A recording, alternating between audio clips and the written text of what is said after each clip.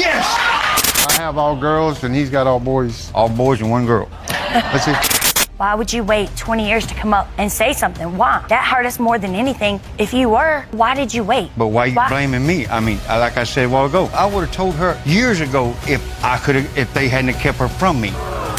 That was a way that we were close. That it was the connection that we had. You know, we could always say that our Bubba, yeah, he's our Bubba, but we're closer. We have that bigger connection because we do share the same mother and the same father. So I feel like in a way it kind of broke a connection that we had. So from the looks of these messages, it seems like you entertaining these women. The reason why I did what I did because like she had messages in her phone from her other fella that was talking about working on their relationship. It has been determined by this court. Mr. Jackson, you. Get ready for a wild ride because Miss Shan kicks things off by claiming she needs to prove that Mr. Hollis is the father of her baby. But just wait until you hear Mr. Hollis's shocking reply coming up next. Miss Shans, you appear in court today because you are devastated that your first love and the person you lost your virginity to is now denying your 15-month-old son, Aiden. You say once you prove to the defendant that he is the father, you hope you two can finally be a family. Things are about to get really messy as Mr. Hollis and his mom accuse Miss Shan of being a pathological liar, insisting they already know who the real dad is. It's like a soap opera unfolding, but hold on, it's about to get even more intense. Mr. Hollis, you are here with your mother and you both testify that Miss Shan is a pathological liar and you both don't believe you fathered her son, but claim to know who did. Just when you think it can't get any crazier, Miss Shan reveals she had a fling with one of Mr. Hollis's friends, which stirred up a whole drama in their friend group. The audience is on the edge of their seats, and Judge Lake can't help but shake her head. And trust me, there's still more to come. Me and his was close friends once before. But she used to come back and tell me that Mr. Amir, he was messing with one of my friends. We both were young at the time. So, both y'all young now? Yeah, we still are young. But I thought it was cool to go mess with one of his friends because he had slept with one of mine. We both had made a mistake. No. Then Judge Lake asked Miss Shan if she used protection with Mr. Hollis's friend, and she flat out says no. Yep, there's still a ton more drama to uncover. You have revenge sex with one of his friends. And did you use protection? No. And then how many times did you have sex with this friend of his? Multiple times. But were you also still being intimate with Mr. Hollis? We had broke up. When me and his friend had an affair, we wasn't together. We was not together at all. An affair. It gets even more complicated when Miss Shan talks about how she found out she was pregnant and how she first broke the news to Mr. Hollis's friend instead of Mr. Hollis. The lack of communication just fuels the mistrust. But believe me, the surprises are far from over. So you find out you're 5 months pregnant. What happens? Who do you tell? Well, first I told his friend because that's the person I was going with at the time. We ended up going out. When she was going with my friend, she was still sneaking around with me anyway because I felt like he did it to me. So y'all together, I'm finna go and do what I gotta do. Yeah, the friend was with me when Aiden was born in the hospital, in labor. Sent my mom there because I knew there was a possibility that my son could be the dad as well. He favored my son when he was born. I wasn't never invited. Like anything I ever found out about the baby, I found out by myself. Like I didn't even know she was in labor. I had to find that out. Finally, the DNA test results are in, and guess what? Like when I heard the song at first, especially the first song, I forgot how it started, but he put my name in it, the friend name in it, but he erased it and changed it to a whole different. And then he came out with the. And we have some of the lyrics to that song. And I can't be cuffing Columbus hoe. About a year ago, I was in love with a thought. It has been determined by this court. Mr. Hollis, you are not the father. So, here's the deal, Miss Baker. Are you okay? Right from the start, things are completely wild. This little twist throws everyone off and pulls Judge Lake and the audience right in. Trust me, it's about to get even crazier. 2 brothers could be the father. 2 brothers with the same name could be the biological father. This is a lot. It is. It really is. When he came to me and he told me that he was my dad, I went to family members and I asked them, did you know that there was a possibility? They've all told me they believe Steve is my dad. Now, the next part really ramps up the intensity, so get ready because what comes next is on another level. But Michael Shockley, you still believe you are Desiree's biological father. Yes, Your Honor. She's always been my little girl, so she'll never not be my little girl. But like, I have all girls and he's got all boys. All boys and one girl. That's it. So you submitted a chart. You like my chart? So, Mike, you say you have all girls. Yes, ma'am. 3 girls and Desiree's right there in the middle. Yep. Steve, you have all boys. Yes, Your Honor. 5 boys. And one daughter. He's serious about that one daughter. Michael tries to back up his story with a family tree, but just when we think it's all fun and games, his daughter chimes in with her thoughts. Here comes Crystal, adding even more drama to this family situation. Just when it seems like it's all about family love, things take a serious We turn. were known as, we fought as kids over who was more of a daddy's girl. She'd be like, oh, you're mama's girl. No, I'm daddy's girl. And you know, we went back and forth. We grew up with him. He's on our birth certificates. He's got our names tattooed on his neck. And Crystal doesn't hold back and asks a tough question. Why did Steve wait 20 years to speak up? Her question definitely shakes things up. And now it's Desiree's turn to share her feelings. So to me, with this going on, I've always questioned why did he never come forward before? Why wait all this time? It doesn't make sense. Why would you wait 20 years to come up and say something? Why? That hurt us more than anything. If you were, why did you wait? But why you blaming me? I mean, like I said a while ago, I would have told her years ago if they hadn't kept her from me.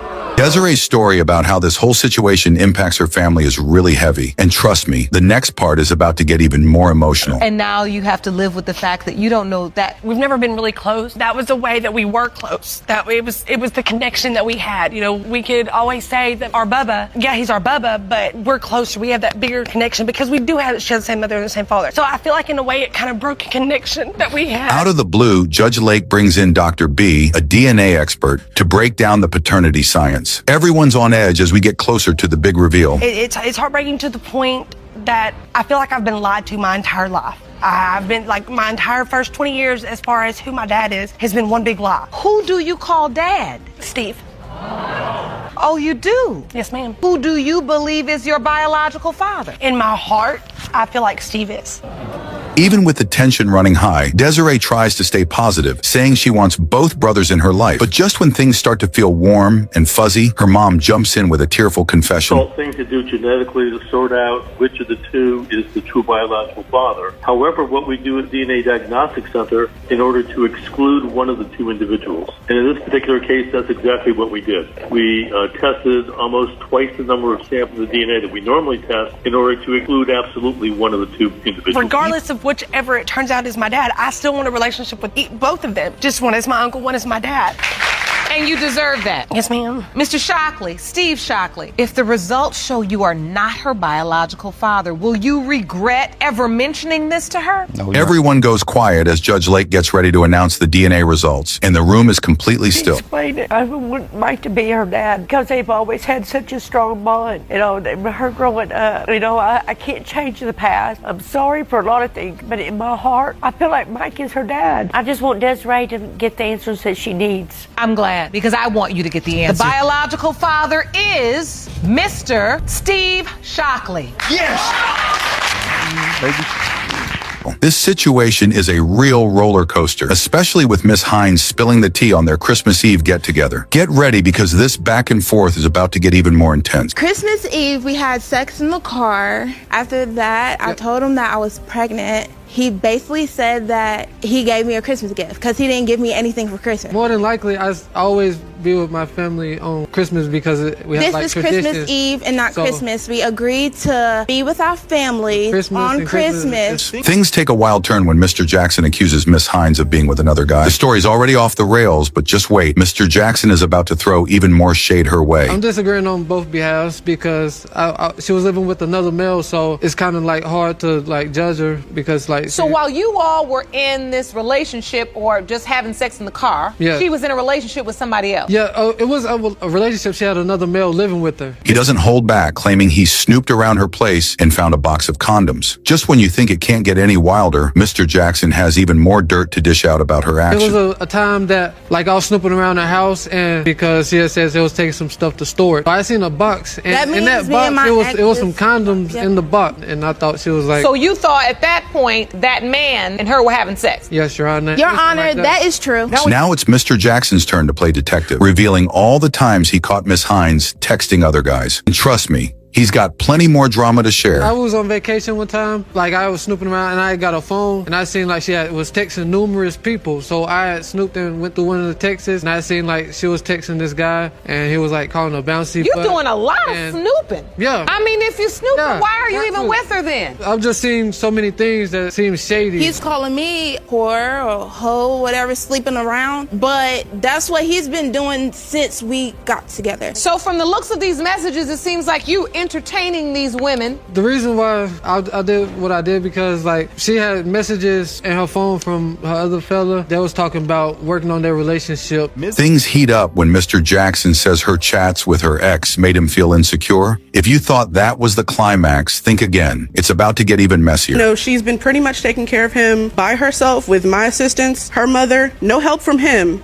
I do most of the babysitting. This woman is He's paid me twice for babysitting. $10 a piece, both times. I'm more of a father to this child than he is. Mr. Jackson, did you go to any doctor's appointment? Yes, I did. Yes. Were you there at the birth? Not at the birth, but I came after the birth. And when you saw the baby, what did you feel? I really didn't feel a connection because like he didn't have really much of my features and I seen that he had like a blondish orange hair and that's just not my family. Okay, so I had a reason to doubt right there. From the beginning, why didn't you take the paternity test when she offered to pay for it?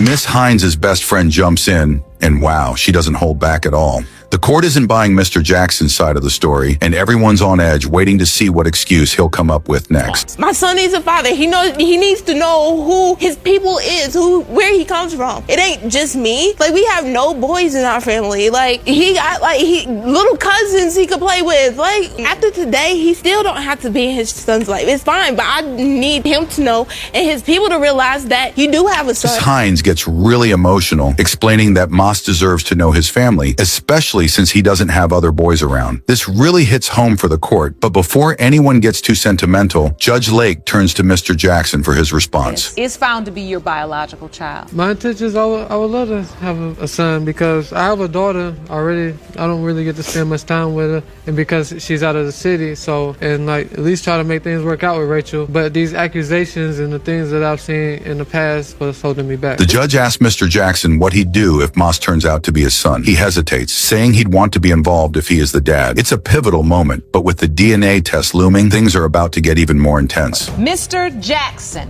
you are Matthias's father. At least like if I can get a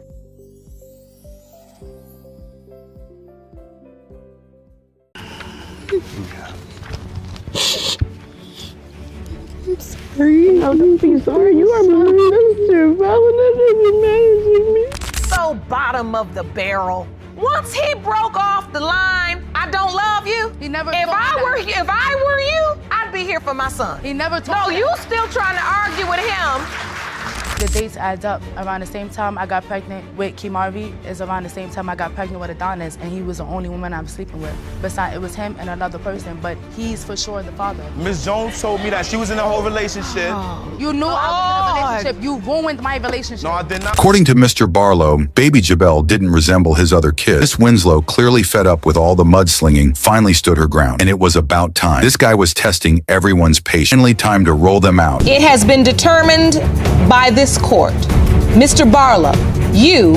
It was a real-life Who's the Daddy wedding special edition. The plaintiff had not one but two potential candidates for the role of father in her life, and she was determined to uncover the truth. Are here to determine if one of two men we've tested for paternity is your biological father. You hope to leave this courtroom today knowing your father's identity so he can walk you down the aisle at your wedding. Yes, Your Honor. Miss Kelly took us through her journey of seeking answers. After enduring rough teenage years, she finally met the two possible fathers. While one remained distant distant, Mr. Duncan welcomed her with open arms, a kind gesture. I might have had a little doubt because at that time she was living with a guy. She was living with a guy, but she was a nice looking girl and I was a little bit older, and maybe it might have been wrong, but she was real pretty. And I didn't look that bad myself back then, and I'm trying to bring her over to my side, but she's living with another guy. Then there was Mommy Dearest, the orchestrator of this entire situation. She stepped forward with her truth. Though she cherished her daughter and wanted her to find closure, she acknowledged that Miss Kelly was paying the price for her past mistakes. I was young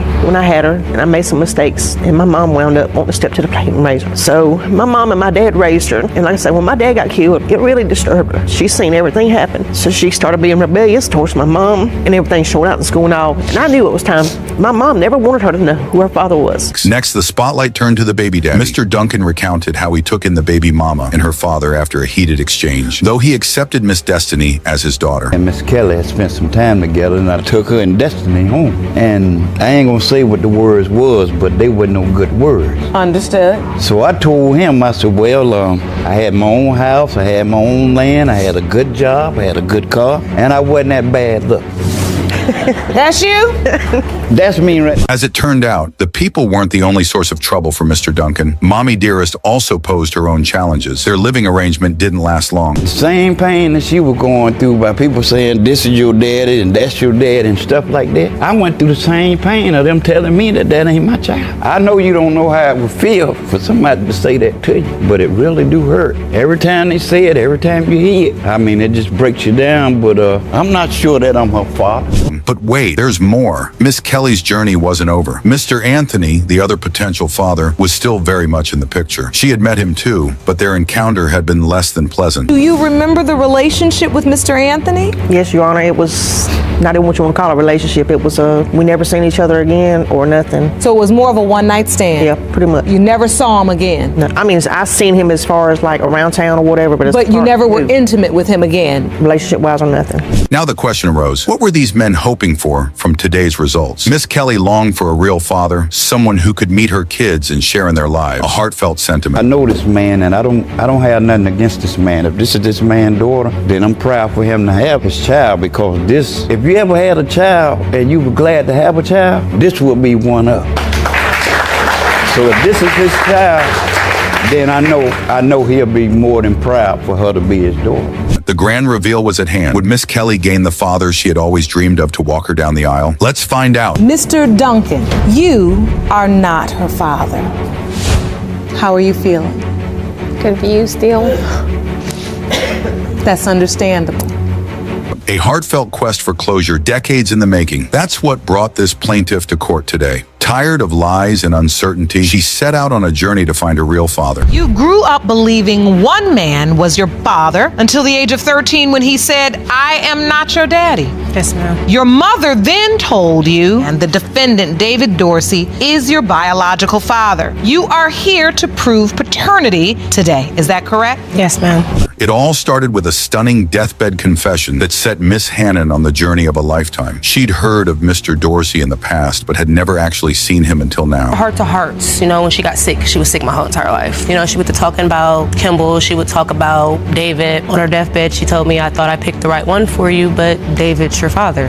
So just before your mother passed, she says to you, I thought I picked the right one for you, but David Dorsey is really your biological father. Yes, ma'am. Mr. Dorsey finally appeared in court, but when he entered, he walked right past the potential daughter without even a glance. It didn't go unnoticed. The judge clocked it, but what came next was even more shocking. This young woman has waited many, many years to meet you. She's been told that you are her biological father. You didn't even really look at her, acknowledge her. I acknowledged her. I looked at her. You don't believe you're her biological father? Not really. Why? Because I don't remember her mother at all. You don't remember her mother? I don't know her mother. Let's pause to appreciate just how bizarre this situation was. Mr. Dorsey outright denied ever having contact with Miss Veronica, plaintiff's mother, despite a witness from her side recognizing him. What information can you provide today? Me and Fallon's mother, Veronica, we work together, and I have seen him come to the job to bring her mom lunch. Her mom would talk about her baby daddy being David. He still looks the same, but he had just got a little heavier. Miss Hannon was torn. On one side, she had a woman claiming her as a sister. On the other, a potential father who seemed to be playing a masterful game of denial. I love you too. That's my sister. I don't mean to disrespect my dad, but my dad was a Rolling Stone. Went onto Facebook, and I looked up her name, and when I seen her face, I was like, if that's not me, maybe about a good 50 pounds ago, me. Sorry for it. I feel one kind of way, but then I feel bad. I missed out on her life. If I am her father. Finally, the moment of truth arrived. The envelope holding the answers was here, ready to cut through all the drama. The verdict was about to be revealed. Let's go. It's been determined by this court. Mr. Dorsey, you are not the father.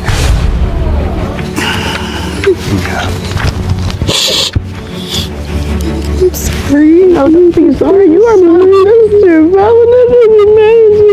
If you like this paternity video, don't forget to like, comment, and subscribe for more stories like this. Stay tuned.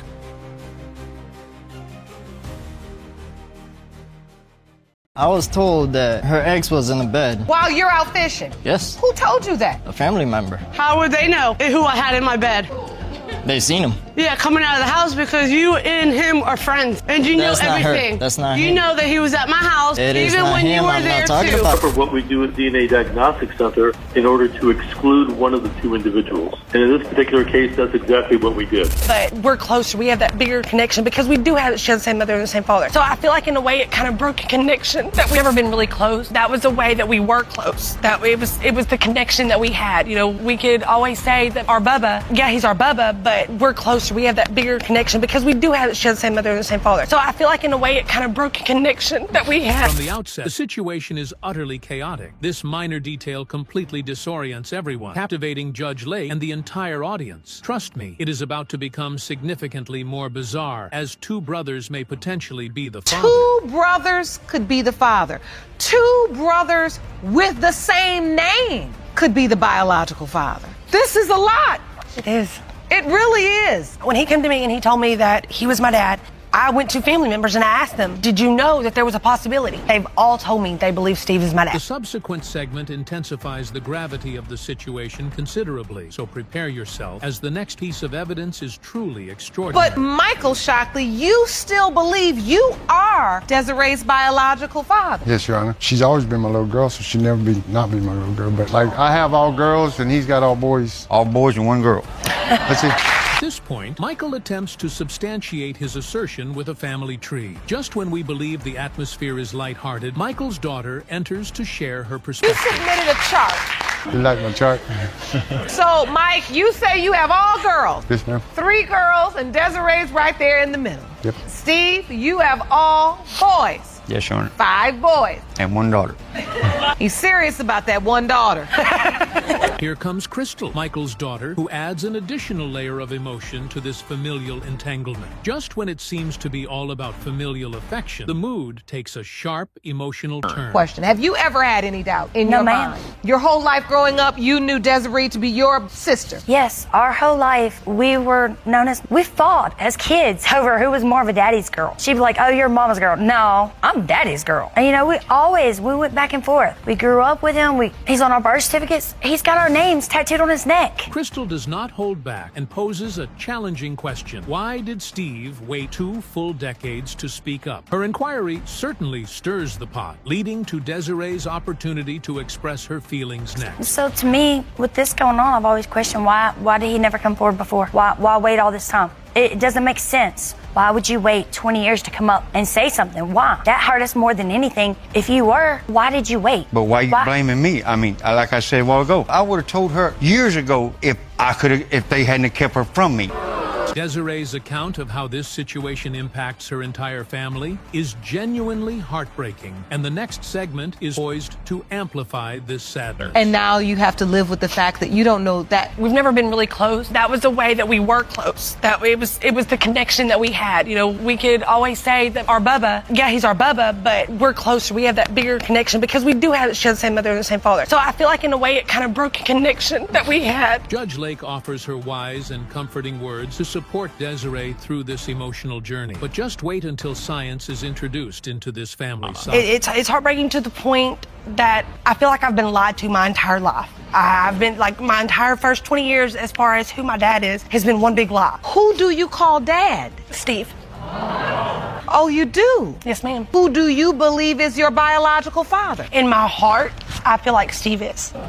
Unexpectedly, Judge Lake invites Dr. Barr, a DNA specialist, to clarify the paternity issue scientifically. Now, everyone is on edge as they approach the moment of truth. Difficult thing to do genetically to sort out which of the two is the true biological father. However, what we do at DNA Diagnostic Center in order to exclude one of the two individuals. And in this particular case, that's exactly what we did.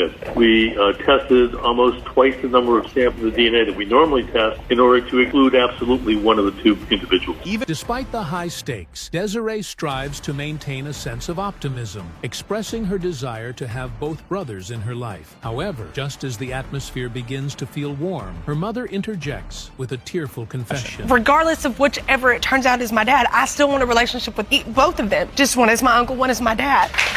And you deserve that. Yes, ma'am. Mr. Shockley, Steve Shockley, if the results show you are not her biological father, will you regret ever mentioning this to her? No, Your Honor. Desiree's mother, Miss Groh, enters with a heartfelt apology that amplifies the emotional intensity tenfold. Now, the moment we have all been anticipating is finally upon us. I can't explain it. I wouldn't like to be her dad because they've always had such a strong bond. You know, her growing up, you know, I can't change the past. I'm sorry for a lot of things, but in my heart, I feel like Mike is her dad. I just want Desiree to get the answers that she needs. I'm glad, because I want you to get the answers you need. Everyone holds their breath as Judge Lake prepares to disclose the DNA results, and the room falls completely silent. It has been determined by this court. The biological father is Mr. Steve Shockley. Yes! Baby. This situation is quite remarkable as Miss Hines reveals details about their Christmas Eve gathering. Prepare yourself as the ensuing dialogue becomes even more intriguing. Christmas Eve, we had sex in the car. After that, I told him that I was pregnant. He basically said that he gave me a Christmas gift because he didn't give me anything for Christmas. More than likely, I always be with my family on Christmas because we have like traditions. This is Christmas Eve and not Christmas. We agreed to be with our family on Christmas. The drama escalates when Mr. Jackson alleges that Miss Hines was involved with another man. The narrative is already quite sensational, but Mr. Jackson is poised to make further accusations regarding her questionable actions. I'm disagreeing on both behalves because she was living with another male, so it's kind of like hard to like judge her because like. So while you all were in this relationship or just having sex in the car, she was in a relationship with somebody else. Yeah, it was a relationship. She had another male living with her. Mr. Jackson does not shy away from expressing that he investigated her residence and discovered a box of protection. Just when it seems the revelations might conclude, Mr. Jackson continues to elaborate on her comments. And it was a time that like I was snooping around her house, and because she had said it was taking some stuff to store it. I seen a box, and in that box it was some condoms in the box, and I thought she was like. So you thought at that point that man and her were having sex? Yes, Your Honor. Your Honor, that is. Taking on the role of an investigator, Mr. Jackson recounts numerous instances where he observed Miss Hines engaging with other men, indicating that he has a wealth of additional drama to unveil. And I was on vacation one time, like I was snooping around, and I got a phone, and I seen like was texting numerous people. So I had snooped and went through one of the texts, and I seen like she was texting this guy, and he was like calling her bouncy. You're doing a lot of snooping. Yeah. I mean, if you're snooping, why are you even with her then? I've just seen so many things that seem shady. The tension heightens when Mr. Jackson asserts that her communications with her ex-partner were causing him feelings of insecurity. If you believed that was the climax, think again. The situation is about to become even more convoluted. He's calling me whore or hoe, whatever, sleeping around, but that's what he's been doing since we got together. So from the looks of these messages, it seems like you entertaining these women. The reason why I did what I did because like she had messages in her phone from her other fella that was talking about working on their relationship. Miss Hines's close friend intervenes, and she does not hold back her opinions. The court appears unimpressed with Mr. Jackson's defense, leaving everyone eager to see what justification he will present next. I know she's been pretty much taking care of him by herself with my assistance. assistance, her mother, no help from him.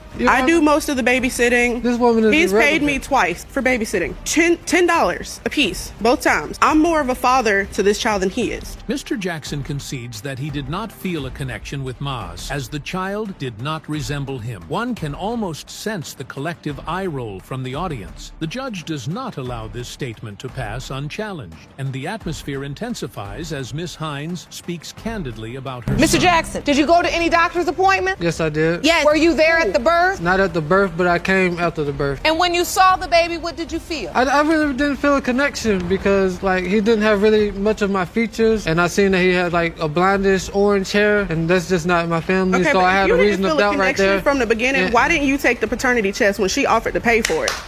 Miss Hines becomes emotional while articulating that Mayas deserves to know his family, particularly since he lacks male role models in his life. This heartfelt plea resonates with the court. But before emotions can escalate further, Judge Lake turns to Mr. Jackson for his significant response. My son needs a father. He needs to know who his people is, where he comes from. It ain't just me. Like, we have no boys in our family. Like, he got little cousins he could play with. Like, after today, he still don't have to be in his son's life. It's fine, but I need him to know and his people to realize that you do have a son. The judge inquires what Mr. Jackson would do if it turns out that Mas is indeed his son. Mr. Jackson hesitates, stating that he would wish to be involved if he is the father. This pivotal moment is charged with anticipation, especially with a DNA test imminent, setting the stage for heightened drama. If, in fact, Matthias is found to be your biological child. My intention is I would love to have a son because I have a daughter already. I don't really get to spend much time with her, and because she's out of the city, so and like at least try to make things work out with Rachel. But these accusations and the things that I've seen in the past, The revelation is monumental. It has been determined by this court. Mr. Jackson, you are Matthias's father. This revelation establishes a dramatic atmosphere for the upcoming hearing. Mr. Connor is visibly agitated, firmly believing he is not the father of the child in question. He emphasizes how this misunderstanding has drastically affected both his life and finances, including a period of incarceration due to missed child support payments. However, the situation is about to escalate as Miss Wallace is poised to respond. Mr. Connor, you say a one-time fling with the defendant turned into more than 15 years of child support payments and even jail time for a child you have never believed is yours. You need today's results to prove you are not her child father. As tensions rise, Mr. Wallace expresses his trust in his mother, yet he cannot dismiss the doubts that have arisen. Mr. Connor articulates the grievances he feels he has endured, intensifying the emotional stakes of the hearing. The situation is bound to become even more complicated. Mr. Wallace, you say you trust your mother, but acknowledge Mr. Connor's recent actions have given you doubt. Mr. Connor. Today's results are so important, Your Honor, because I need to undo a terrible injustice that's been inflicted upon me and my family. It's caused a lot of problems, financially especially. The circumstances for Mr. Connor are dire. He describes the severe impact of his financial struggles stemming from his imprisonment due to unpaid child support, which has resulted in the loss of both his home and job. This ongoing saga has profoundly disrupted his life. However, the impending confrontation promises to be particularly dramatic. It's times when I can't afford things. I've even been to jail. 2005, November the 5th until January 2006. There was no home for me to go to. I lost my car, I lost my job. I was 36 years old. I had to start all over. It's making my character look real bad, Your Honor. Know for a fact that she know he's not mine. Prepare for a tumultuous exchange as Miss Wallace accuses Mr. Connor of attempting to evade child support obligations while he staunchly denies paternity. The courtroom atmosphere is charged with emotional accusations and disputes regarding responsibilities and trust, and the tension is far from dissipating. Your Honor, he just wants off child support. For one, it was more than just a one-night fling. You know Jeffrey isn't my child, and I have you on Facebook. You can quit pointing your fingers because I'm an adult. No, you're not. What kind I'm of adult? 42 years old. I raised my 3 kids by myself. You may find it hard to believe, but Mr. Connor insists that his interaction with Miss Wallace was merely a fleeting fleeting affair that did not result in conception, directly challenging her narrative. He maintains that it was a singular event. Yet Miss Wallace's recollection of the situation presents a starkly different account. Can you tell me about that? Do you remember this relationship encounter? There wasn't a relationship. I met her through a family member. We all used to hang out a little bit here or there in the fall. We came together one time, and up on penetration, she changed her mind. And this unexpected twist may leave you astonished. In contrast to Mr. Connor's claims, Miss Wallace reflects on what she describes as a year-long relationship filled with numerous encounters, further complicating the narrative. She even recounts the moment she discovered her pregnancy. And just when it seems the situation cannot become more convoluted, the explosive confrontation that ensues will keep you captivated. Remember him and I being in a whole year relationship, and we had sex numerous of times, Your Honor. And he did know. Well, I got sick. How I found out that I was pregnant. I got sick. My mom taking me to my doctor's appointment, and that's when I found out I was 2 months pregnant. I called you and I told you. Back then we had pagers. Shut your lying butt up. The tension continues to escalate as the hearing progresses, allowing us to explore the intricate details of Mr. Connor's limited interactions with Jeffrey, alongside the persistent disputes regarding paternity and child support. This segment highlights the multifaceted personal and legal complications at play. Stay tuned, as the forthcoming shocking verdict is sure to leave you in disbelief. And you agree to that, Miss Wallace? Yes, ma'am. That happened. Your Honor. And during the time from 3 to 4 months, 5 years old, did you all ever have conversations about Jeffrey at all? Yes, me and her had a He couple told of me that he wanted to be in his son's life. I told him I did not want to be in a relationship with him. You know, You're a professional liar. Now, the moment of revelation that everyone has been anticipating is upon us. You are not the father. I already knew it.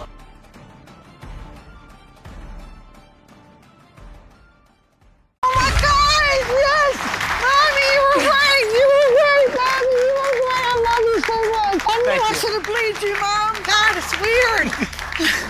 Thank you so much. I'm really relieved now. I can tell everybody to... Mr. Fresneda looks like Bob Marley with his dreadlocks. And that is kind of fitting because today's DNA test result may leave him singing "No Woman, No Cry." Mr. Thompson wants to prove that Mr. Fresneda is not really the father of Ms. Jasmine Robinson, who Mr. Fresneda calls his beloved daughter. Here is why Mr. Thompson, who has never met Ms. Robinson, thinks she won't be beloved no more. Me and her mother had relations while Miss Fresneda was away. When Miss Fresneda came back into the picture, I stopped seeing Sonia, and she was pregnant. When the child was born, the family members came to me stating, that she looks like me and things of that nature. Never, really. What a shock that must be. Imagine waking up one day and learning that some bald man may be your father when your real dad has such beautiful locks of hair. That would crush me, personally. Seriously, guys. Anyway, what makes Mr. Thompson so certain anyway, and why would he just reach out today? It's sorry to say, but, I got a phone call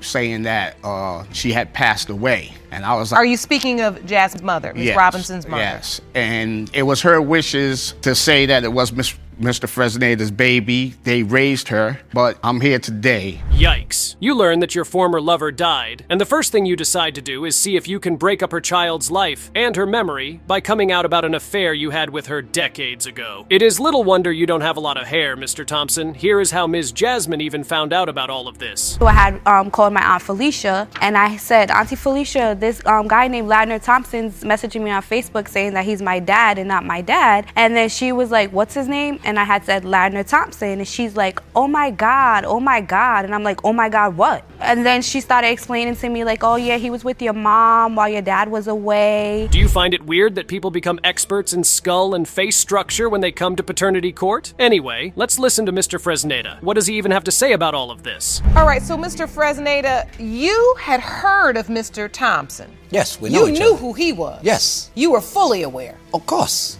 Okay. And so what was the story as you understood? I asked her mother, and like he says, on more than one occasion, and she always said to me that Jasmine was my firstborn, and that was good enough for me, Your Honor. Oh, so this isn't shocking at all to Mr. Fresneda. It seems he knew this day was coming and accepted it completely. That's really rare, especially in paternity court where people get up to all sorts of annoying hijinks. And now let's listen to Jasmine's aunt and learn what her mother was thinking. Did she ever mention to you that Mr. Thompson could potentially potentially be Ms. Robinson's father? She always denied it. If we brought it to her attention, she always said that Ladner was not Jasmine's father. So why were you bringing it to her attention? Because as Jasmine was growing up, as the aunt, started seeing a little difference. Yikes. That is never a great sign when it comes to things like this. It's never a great sign at all. Anyway, here's what Mr. Robinson wants if the DNA test proves that he is indeed Jasmine's father. To yours. And if she is my child, I want to build a relationship with her, and her kids. And All this my is the kids. first time you've ever met in person, truly Yes. met. First time I ever laid eyes on her. How do you feel as you look at her? I feel hurt. I also feel happy. Well, that's what the truth is for. If it has to come out, then it has to come out. That's the only way. And now we have the DNA test result that will help us truly learn the truth. Whether Mr. Thompson or Mr. Fresneda is the father of 29-year-old Jasmine Robbins. The biological father is Mr. Thompson. You are her father. Thank you very much, Your Honor. Right. I'm sorry. Mr. Lindsay is here to chew gum and break up a happy family, and he's all out of gum. The ironic thing is that this happy family of the Knowles have been in paternity court once before, so they are technically not that happy of a family. Anyway, Mrs. Knowles says she is 100,000% sure that Mr. Lindsay isn't the father of her daughter, and the drama starts immediately. Mrs. Knowles doesn't want to admit that she was with you and her husband during the same time, and once you're proven to be her child's father, you will fight for custody. Is that correct? Yes, Your Honor. All right, so Miss Knowles, when you found out you were pregnant, who did you tell? Me. Him. Me. He was in the hospital with I was in the hospital room. Welp. Someone is certainly lying here, and it's hard to know who it is. Is it the flustered Mrs. Knowles, or the super confident and very attractive-looking Mr. Lindsay? Well, it gets better, guys. It gets way better. You remember getting a text message Yeah. that said that this child I would don't more have than no likely... more because I don't have that phone because she sort of took the phone when we broke up. But yes, I do remember that. What did you do? I asked her if it was mine or his, and I was told it was more than likely mine, but could have 1% chance of being his. That's the face of someone who's being a bit economical with the truth, right? Does Mrs. Knowles look even a tiny bit trustworthy to you? She doesn't to me. Let's listen to Mr. Lindsay's evidence of why this is his biological child. With the evidence that I have here, she was either sleeping with both of us or sleeping with me because she was living at my house during the time that she would have conceded. Really? Let me see that. Thank you, Jerome. What does this evidence show me, It's a Mr. Lindsley? calendar. And please describe to the court what it outlines.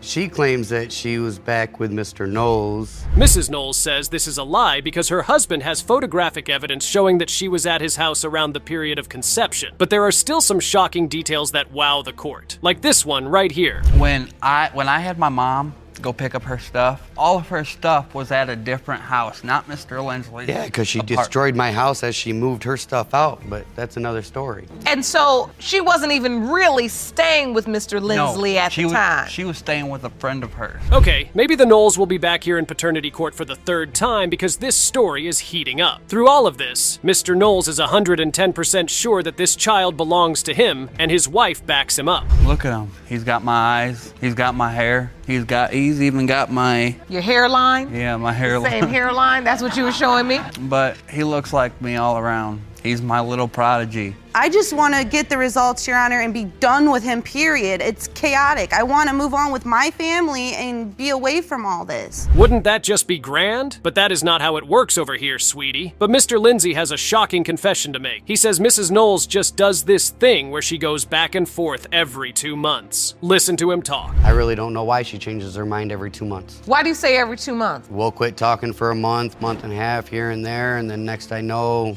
I'll get a message from a random number talking about, hi. There is no way, shape, or form I contact this man. I keep So blocking every single you don't number. have a Google text message app? No. A total complete mess. And you know Judge Lauren knows what she is talking about because she has seen many messes over the years. But Mrs. Knowles says this never happened and she never goes back and forth with anyone. Well, except for that one time when she used to do exactly that. The only time that I went back and forth with anybody is when I was with my exes, and I left them to be with him because I wanted to be happy. When I found out I was pregnant with my last child when we came to court, I wanted to make things work before we came and did all that stuff. And I tried to make it work because I was happy there for a while. Really? Tears? Really? Is Mrs. Knowles here trying to play the victim? And did she just confess that she only went back to her husband after her boyfriend kicked her out? You know what? Mr. Knowles is surely one of God's strongest soldiers. Surely! Gosh, please let us see that DNA test and put this family out of their misery. Mr. Lindsley, or Mr. Knowles, is the father of 3-month-old Tyler Knowles Jr. The biological father is Mr. Knowles.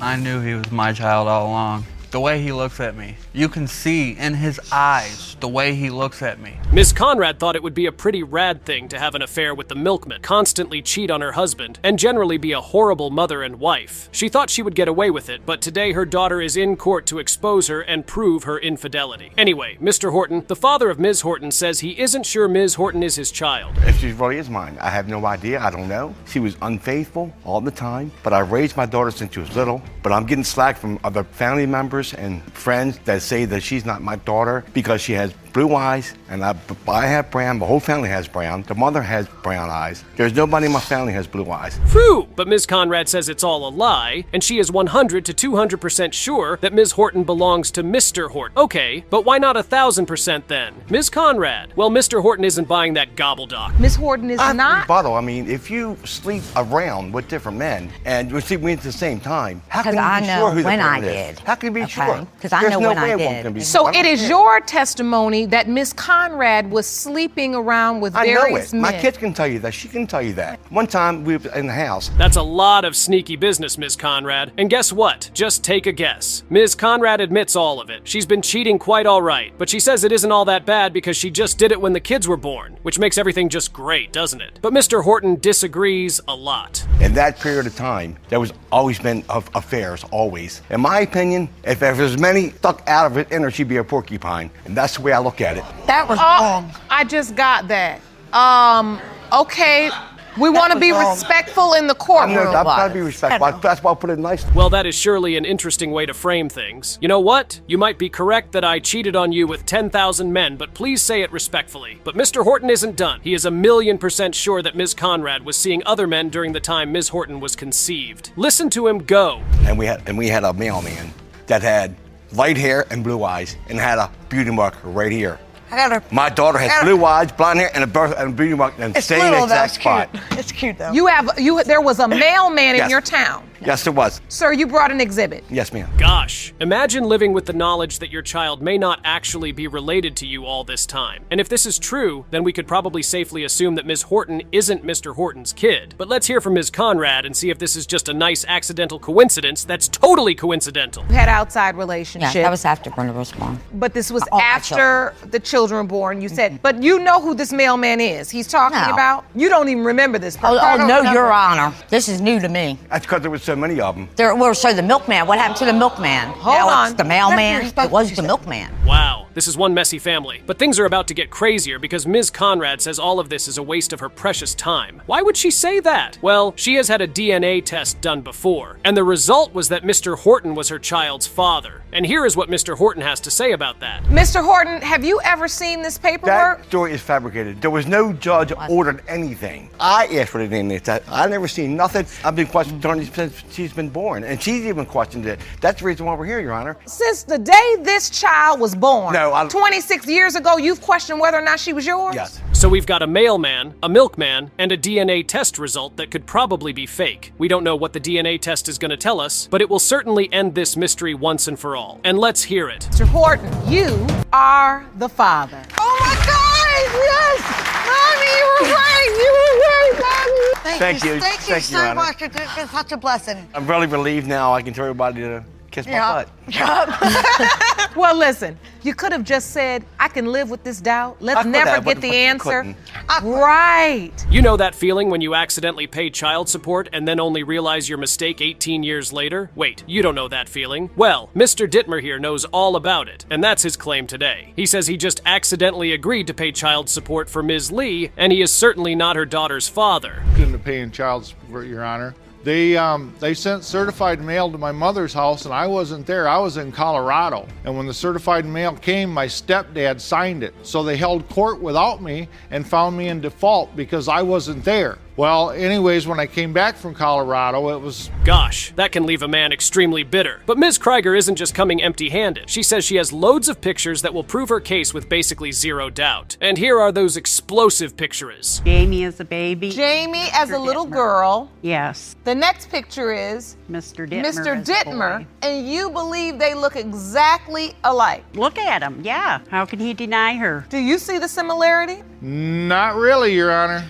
Miss Lee, were you intimate with anyone else? Yes, I was. Okay, that's not really great evidence either, but we'll take it. Our absent father, who accidentally paid child support here, also has something he calls evidence to prove his claim. The older two children have blue eyes and blonde hair. Jamie's always had darker hair with a hazel or brown. And you never claimed them or paid child support on them. Why? Well, because you didn't tag them, and you never had me If you were a man and responsible, you would have signed the birth certificate. Yeah, exactly. That expression on Judge Lauren's face, precisely. Because this case is going to get even weirder before it gets better. It might not even get better. So Mr. Dittmer has 2 older children, but he says Ms. Jamie Krieger isn't his daughter because, and get this, she's a fatso. The older children have blonde hair, blue eyes. Jamie has dark hair, hazel or brown eyes. The older children are more athletic. Well, every child is different. Well, why would she trick me into paying child support like that, Your Honor? I mean, I wasn't even at the hospital when Jamie was born. You most certainly were. No, I wasn't.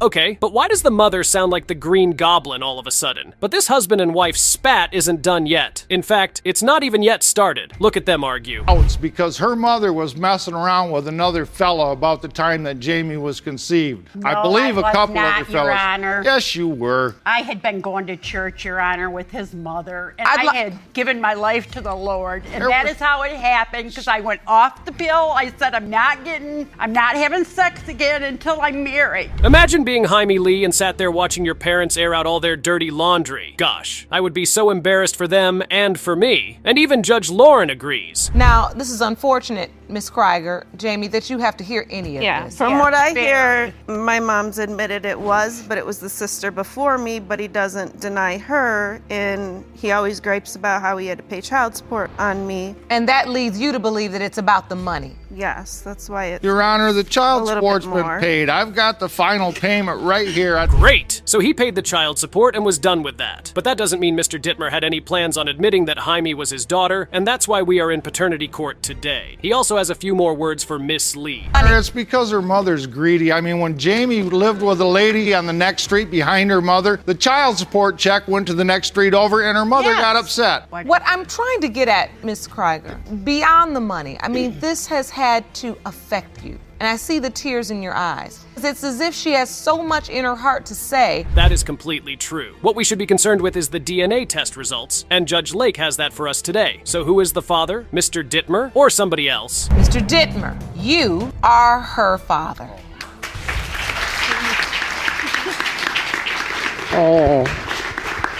How do you feel now that you know for sure he's your biological father? I never had any doubts. It's just been dealing with all this. Mr. Young says he will fight to the death to avoid being trapped by a child. That's right. He says Ms. Nichols' baby can never be his child, and that she just wants to use the baby to make his life miserable. But what could he have done to Ms. Nichols to make her that mad? He started denying my daughter before his new relationship. He actually started denying her when I moved out of his house because he was cheating. Really? I've known Mr. Young for 19 years. We met when we were 15 years old, and when I met him again on Facebook, you know, we automatically moved in together, you know. That's a lie. We didn't automatically move in. She hit me up on Facebook, talking about because she been trying to find me. Yeah, wow, indeed. This potential father says that Nichols was living with her sugar daddy when he met her, and that her baby belongs to the sugar daddy. And Nichols says that a total and complete lie from the depths of hell. Here is what she says happened. An entire year? An entire year. And during that time, you all were having a sexual relationship as well? Only that, yes. You said only that? Yeah, because it was nothing more. That's all she wanted to do?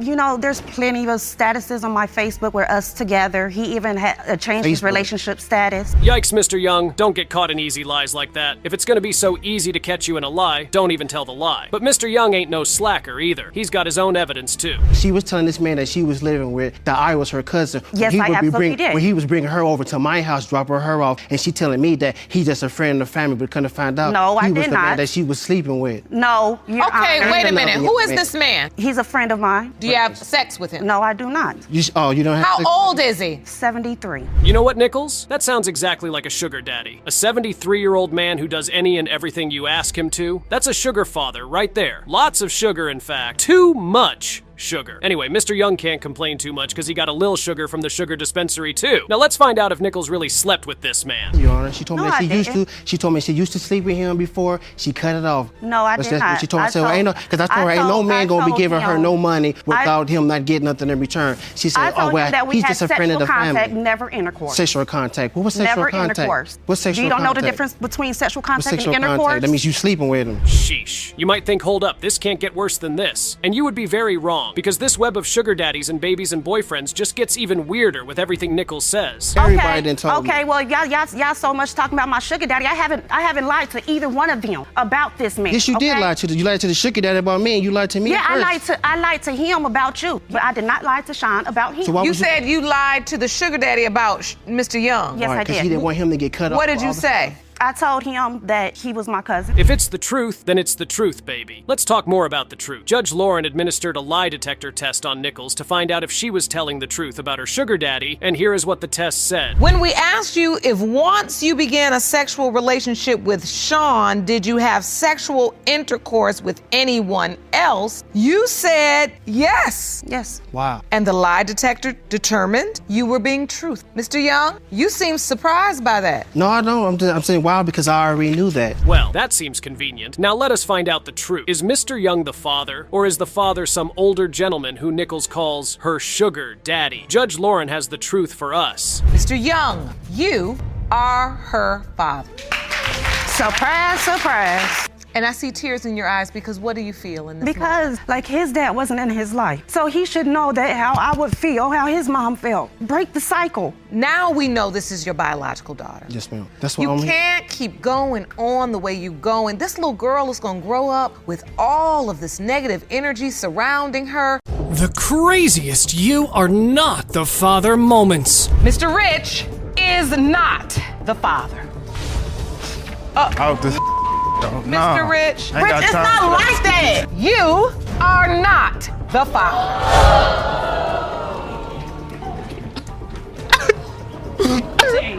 Help her. Okay? No, don't change her too much. Tune in, paternity peeps. Meet another genius. Mr. Charles claimed he was the legal father, but not the biological dad of Miss Tiffany. However, the plaintiff didn't buy it and brought her grandma as backup. Now, Granny seemed pretty convinced that the defendant was the real deal. It's like a showdown of family versus facts. I know he is the father of Tiffany because he and Rose lived in my house. And I saw them having sex. That is not true. So you knew they were intimate during that time? Yes. Not true. I Not true. saw them more than once. Your Honor. On the first floor in my living room. That is the door not true. was wide open. All right, the juicy twist was that Grandma isn't just some old spine off the street. Instead, she's the mother of Mr. Charles. Just whoa! And that attic story? Talk about some 60s romance novel. However, Miss Tiffany heard the rumors when she was just 12. Imagine finding out your dad might be a one-night stand. I asked my grandmother what was going on because I was so confused, and she told me that it may be a possibility it could be someone else. They didn't know that. No, I didn't say that. Your Honor, I asked around. I asked Your around. Honor, she never accepted me. I have never said that. Granny, if what Miss Tiffany just said is true, then you might be living in a contradiction. To further complicate matters, the plaintiff's sis, Miss Alexis, comes in with her surprise. She reveals that Mom told her a different story. She told me that she told him that she was pregnant and he did not want to be a dad to my little sister. So Tiffany, as you listen to this testimony, as you listen to your sister and the man you have known as your father your whole life, what are you thinking? Are you thinking now that maybe there was another man? I don't know. Now things just start to get complicated as the sister's testimony gave everyone a final blow. But before we jump to conclusions, Miss Tiffany pulls out her secret weapon, a chart of her health conditions that she shares with Mr. Charles: asthma, diabetes, and a shellfish allergy. Can someone please call the expert hotline? When you review all the reports, it looks like it's double to have a parent with a shellfish allergy to have a child or an offspring with that allergy. It is not absolute, but the chances of having a father with the 3 diseases and having an offspring in question with the same 3 diseases increases the likelihood of that father being her father. Okay, this is paternity court for you folks. Everything's just in a big spin.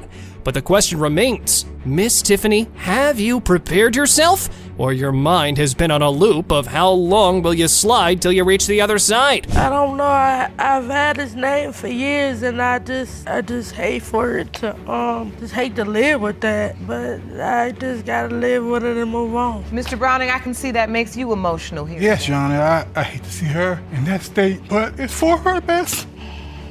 I understand. Aw, now that's just hurtful on so many levels. And we just want to discuss those, right? So what we can discuss are the results. So in an attempt to bring closure to our beautiful Miss Tiffany's daddy hunt, Judge Lake pulls the concealed envelope. It has been determined by this court. Mr. Browning, you are not the father. I'm so sorry. I'm sorry. I'm so sorry. I didn't mean to do this. Have a seat, honey. Just take a seat. It's gonna be all right. He loves you. I thought, Granny, you were so sure. But that's just hurtful to watch. I just don't want this scene to be converted into the craziest you're not the father moments. But can we stop that from happening? Let's find out. Today we got it answered. It wasn't the answer you wanted, but at least you know for certain. And another thing you know for certain is you have people who love you. You're surrounded by people who love you. You're not going through this alone. When we leave here, we leave the same way we came, as family. This next case is nothing more than a shocker to not just the plaintiff, but to all of us.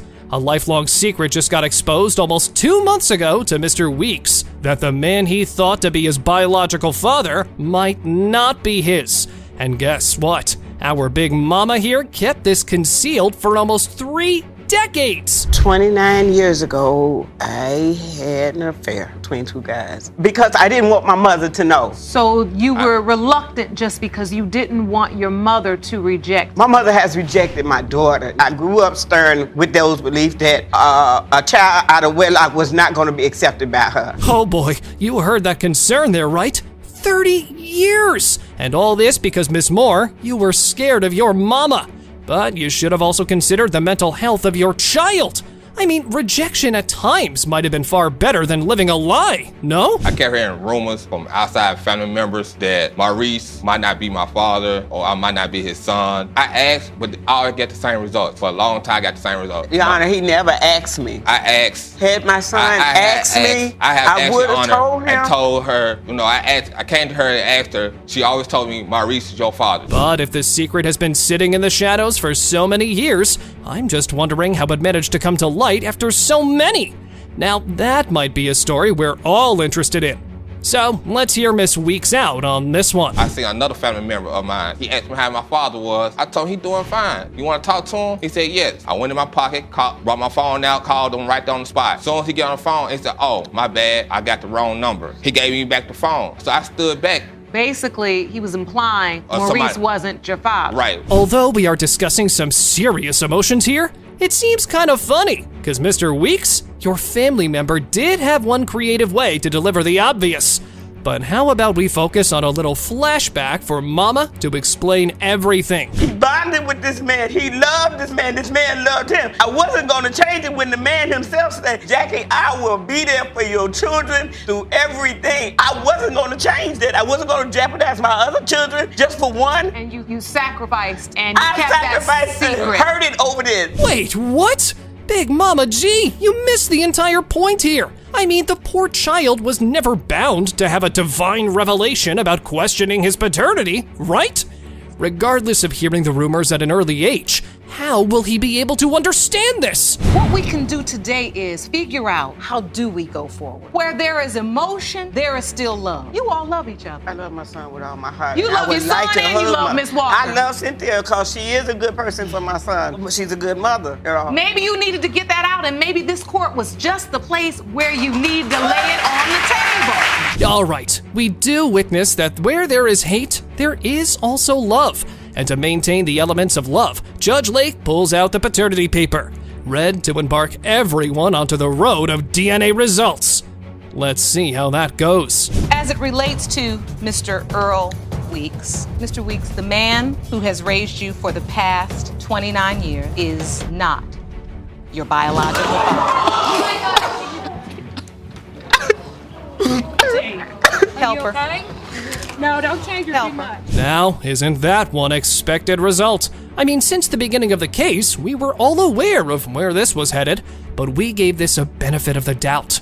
But the reaction that came afterward was just too painful to watch. You cannot beat yourself up over this. It was a judgment call. You had to make it, and you did. She needs you. I'm so sorry. I'm so sorry. I'm so sorry. Now, this one's a real heartbreaker, DNA peeps. Mr. Rich, the man with long braids and tears in his eyes, caught himself in quite the situation. He got close to Miss Holman's daughter, Alani, just to find out there might not be just one, but two other contenders on the list of paternity. I built a father-daughter relationship with her. You have? Yes, Your Honor. And so you have a very real tie with this beautiful baby. Yes, I do. I feel like I gave my all to somebody that don't give a care about me. And I can see how much that bothers you. This is serious for you. This is not a game. It's not no game. Well, ladies, we can cut the tension with a scissor in this courtroom. If there were a list of men for the paternity of the poor child, why bother Mr. Rich for being so convenient with the child, eh?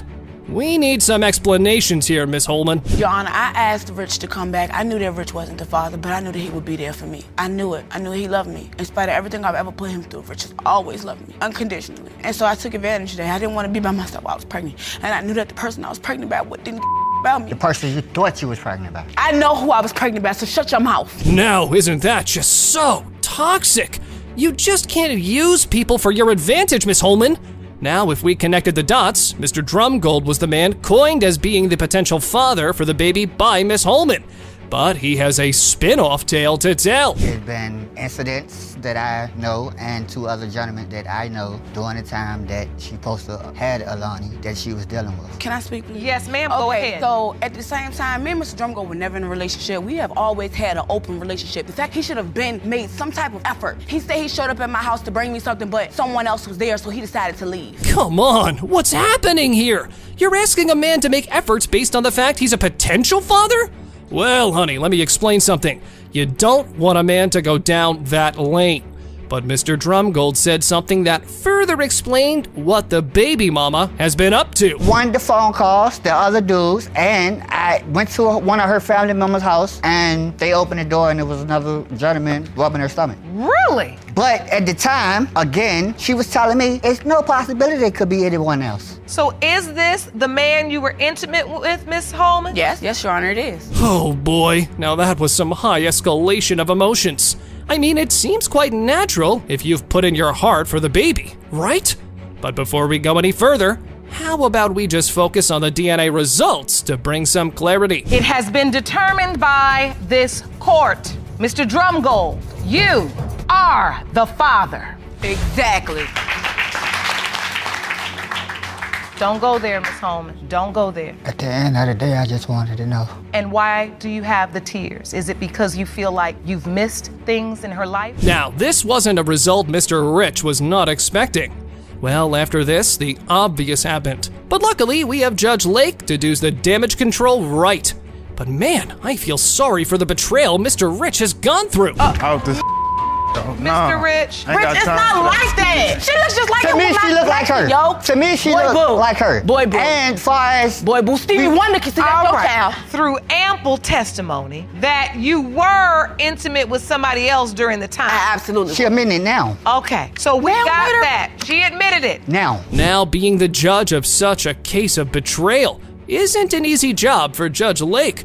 We are all settled down. It was now time for her to politely school Miss Holman, so she can be careful with her future adventures. I tell him every day, you too good for me. I don't deserve you. Because I'm used to people treating me like this person right here. This is what I'm used to. This is my normal. This is my abnormal. A person that you keep calling to come over and have sex. Of course, because you got great sex. What the word? I don't have to do nothing. Really? That's only when me and him break up. Well, ain't that a shocker, folks? Miss Wallace here thinks her ex, Mr. Wallace, is playing hide and seek with her baby just because of his fancy new wife. Must be a real brainiac move, that one.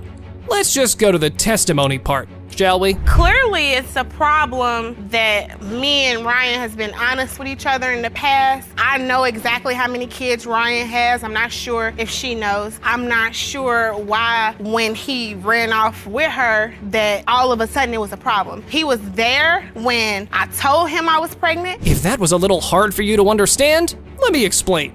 They were married, then separated, and both started doing their own thing.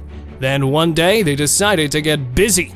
According to the defendant, Miss Wallace sweet-talked him into bed, talking about Orion's belt, moon, stars, and all that jazz. Just wow. That's what brought the sex into it. So And why would I sleep with somebody else's husband? Orion's belt, that's his belt. Oh, yeah, took me there. So you went there. Moon, stars. Sun, moon, and stars. I saw it. So that's the night you feel like you got pregnant with Raylan. That is the night I got pregnant with. All right. Okay, so we have that part all figured out. Now they need to know where Erilyn was conceived. Mr. Wallace seems a bit forgetful, but it seems to have happened around December 27th to 28th, and the baby was born on September 22nd the following year. You can do the math. It's a tight window. I don't think it was that window, but I was with somebody about 5 days before him. When you think about that, the fact that you're having sex with somebody else in December is definitely reason that someone may have some doubt. I mean, he could have had some doubt if that's how he felt, but he should have voiced that opinion, though. Now, if that isn't a plot twist, can you just believe the audacity of this woman? In my opinion, she might be living in a delusion. But to negate what Miss Wallace did, she has a bizarre logic of some resembling facial features. All my other kids, all the 7 kids have my arch eyebrows. I understand, Ryan. Raylan eyebrows are straight. Are we talking about eyebrows? We talking about eyebrows. How in the world did I skip over the eyebrow chart? I have the strong arch of eyebrow. Raylan doesn't have my strong arch eyebrows. Now, before we move any further from this point, the lady in pink has been standing for quite some time now. So, how about now we just focus on her side of the story, as we already have a confession that has pushed this case to know where it's headed. When you go send Raylan some diapers, when you go send her some Pampers, when you go send... I shouldn't have to call. And that's about it. And I asked her what's going on. Okay, I want to ask you this. Are you the reason that he doubts? Because it sounds like you doubt. Yeah, I'm doubting because she don't have the eyebrows. Okay, so see, this is starting to make sense now. So before we beat more stuff around the bush, how about we just focus on the DNA results and bring closure to Miss Wallace? Or congratulate Mr. Wallace on having a new wife. So here's that DNA punch we all came to get. Mr. Wallace, you are not the father. You all right? It's okay. Mr. Wallace, what are you feeling? You really thought you were? Yes. I thought he was too. I followed her for 2 years. Can you just see this man's face? Now this must be a real shocker. He seems shocked enough to turn on the light bulb. Now, isn't that just devastating? Here, have a look at what happens next. I followed her for 2 years. I feel bad for him if he really feels like Girl, you don't be quiet. I do. Be quiet. I'm just I feel bad for somebody now. Be quiet. I do. The craziest moments on paternity court. Listen, Jerome, get her, Jerome. Miss Christian. I cared about it a little bit, but not too much. I ain't finna keep standing here talking about something. It was about some sex. Hold on. And love since the day you met me. What are you saying? That's why you left your ex to come be with me. Okay, I'm ready. I'm ready for the results now. Confusion and craziness together lead to a promiscuous way of life. Hence, the plaintiff not only admitted to cheating with another guy, she also had a threesome with her peep.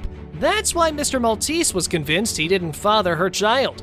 So to help them out in the paternity loop, we need a DNA test. You admit to having a threesome behind the defendant's back and then sleeping with his friend 1 week later. Yes, Your Honor. You're unsure who fathered your 1-year-old daughter, Brooklyn. Yes, Your Honor. Mr. Maltese, you claim you found Miss Phillips' diary and it contained a full list of potential fathers. Yes, Your Honor. The rodeo began with Miss Phillips quickly throwing out all the lies he had told her about his age and his side friendships, and then the defendant replying to the judge when he found out about her infidelity and shared how he endured embarrassment and shock from her actions. You can't laugh at your nasty work, miss. Back in December of 2011, broke up, and she came back to me crying, asking me to take her back. But at the time, before she even came back to me, we was at a friend's house, and she yelled at me in front of all my friends and in front of her friends also. That's why I had sex with one of your friends. She said that out loud. In front of all my friends. Embarrassed me, embarrassed herself. Seems like acting selfish in the relationship is not one-sided. However, what the plaintiff said next is something you do not even blurt out in anger. Yeah, just listen to how Miss Phillips defended her actions strongly against him by sharing this in court. I let him know that his friend, his potential friend, not the threesome, but his friend was a possibility. And he blew up on me and telling me, go be with this guy, go give him oral sex, go. And I just basically told him my kid doesn't need a dad. You're either gonna be there or you're not. No, your child does need a dad. Then Mr. Maltese told the judge about proof he had of the plaintiff's disloyalty from her diary when it was discussed to get to the point of view from both sides.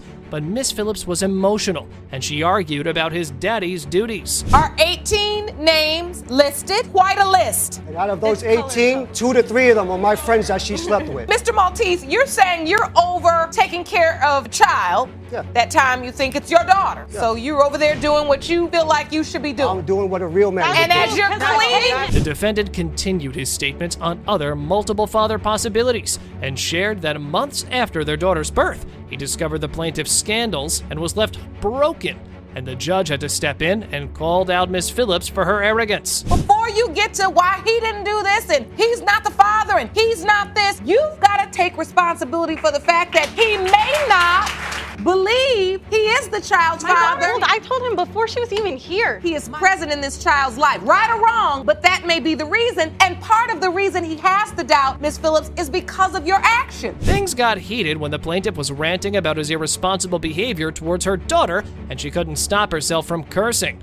Then, defending her respect, she said this about cheating. I made mistakes. I forgive myself. I hold my head up high. Is that why you're cursing in the courtroom? Because he makes me so angry with rage. Broken up and sleeping with my friends is still He's cheating. talking about an adult relationship. So, why is it that you have to sleep with people he knows?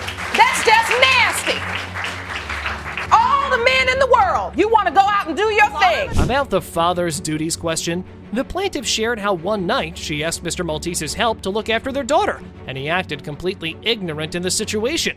But the defendant had an answer to this as well. I lost my car. It was in the shop. I needed him to keep her overnight. I asked him, keep her overnight, please. I work nights. I cannot go get her on the bus and take her home on the bus late at night. He left voicemails on my phone of my daughter crying, dad. Like, what am I going to think as a mother that's happening to my child? Did that happen, Mr. Maltese? Yes, it has, Your Honor. How could you do this when you're a father? Upon this, she called him a total control freak. After the plaintiff's witness's testimony, Miss Phillips got mad over his behavior as an irresponsible and absent dad in their daughter's life. She also compared her daughter's life to her childhood and felt broken saying this. The poor woman was so wrong, but torn at the same time. I love you so much and I want to be there, and then he wants to say, come get your kid, and then he wants to be there, and then he doesn't want to be there. I can't deal with it. My daughter doesn't know it now, but she will. She's going to grow up seeing him come in and out of her life because he broke my heart multiple times. Mr. Maltese, you are her father. A 26-year-old woman came to court to open her paternity case to know the identity of her real father and wanted permission to have a DNA test to get closure. The defendant, Mr. Christian, on the other hand, completely denied her claim and said he was sure he wasn't the dad, no matter what she had been told all her life. We hope she gets the results she wants. You opened your case hoping the court will grant you a paternity test so you can prove to the defendant that he is your biological father. Yes, Your Honor. Mr. Christian, there is no need for a DNA test because you know you are not the plaintiff's father. Is that correct? Yes, Your Honor. The judge asked Miss Christian why she should be granted a paternity test, and she shared a solid reason for it, but still was unsure of the truth. The troubled woman said how her life had been impacted by an in-and-out-of-life daddy. Why would you leave someone after giving them your name? And so you've had to bear the burden of this paternity issue. Yeah, and I've been the only one willing to step up and find out the truth and be the mature person in this situation. The defendant replied to her cries, revealing the contrary nature of his relationship with her mother. They weren't fully committed, and he signed for the first baby, but kept his hands back for the second time, which made the plaintiff call him out for being ignorant all his life. His words don't add up. I don't know this woman. She only been in his life for 3 years. I'm 26 years old. What can you say about this situation? I'm the innocent person in this situation. You want to sit there and cry and you a grown man? And I've been going through all this? I'm the innocent person. I got a baby on the way. I need to know who my family is. You're right. You're right. Calm down. The judge asked the plaintiff's witness about her mother's relationship with the defendant, and she said that she got them together and revealed he was very fatherly with Miss Christian after her birth, but things turned around when he got married. Now, listen to her crushing struggles for finding her father. When Miss Christian was born, Mr. Christian was taking care of her like she was his child. Exactly what I'm saying, Your accepting Honor. her. Basically like a deadbeat father. Your Honor, I had to look for him when I was 7. I had to find him because I don't have my mom's last name. I have his last name. So if I'm not yours, why do I have your last name? Why do you keep being in and out of my life? Come on, man. Own your responsibilities. The witness continued, and she said that she had hidden a lot of ugly truths from her niece, but her father had been very irresponsible.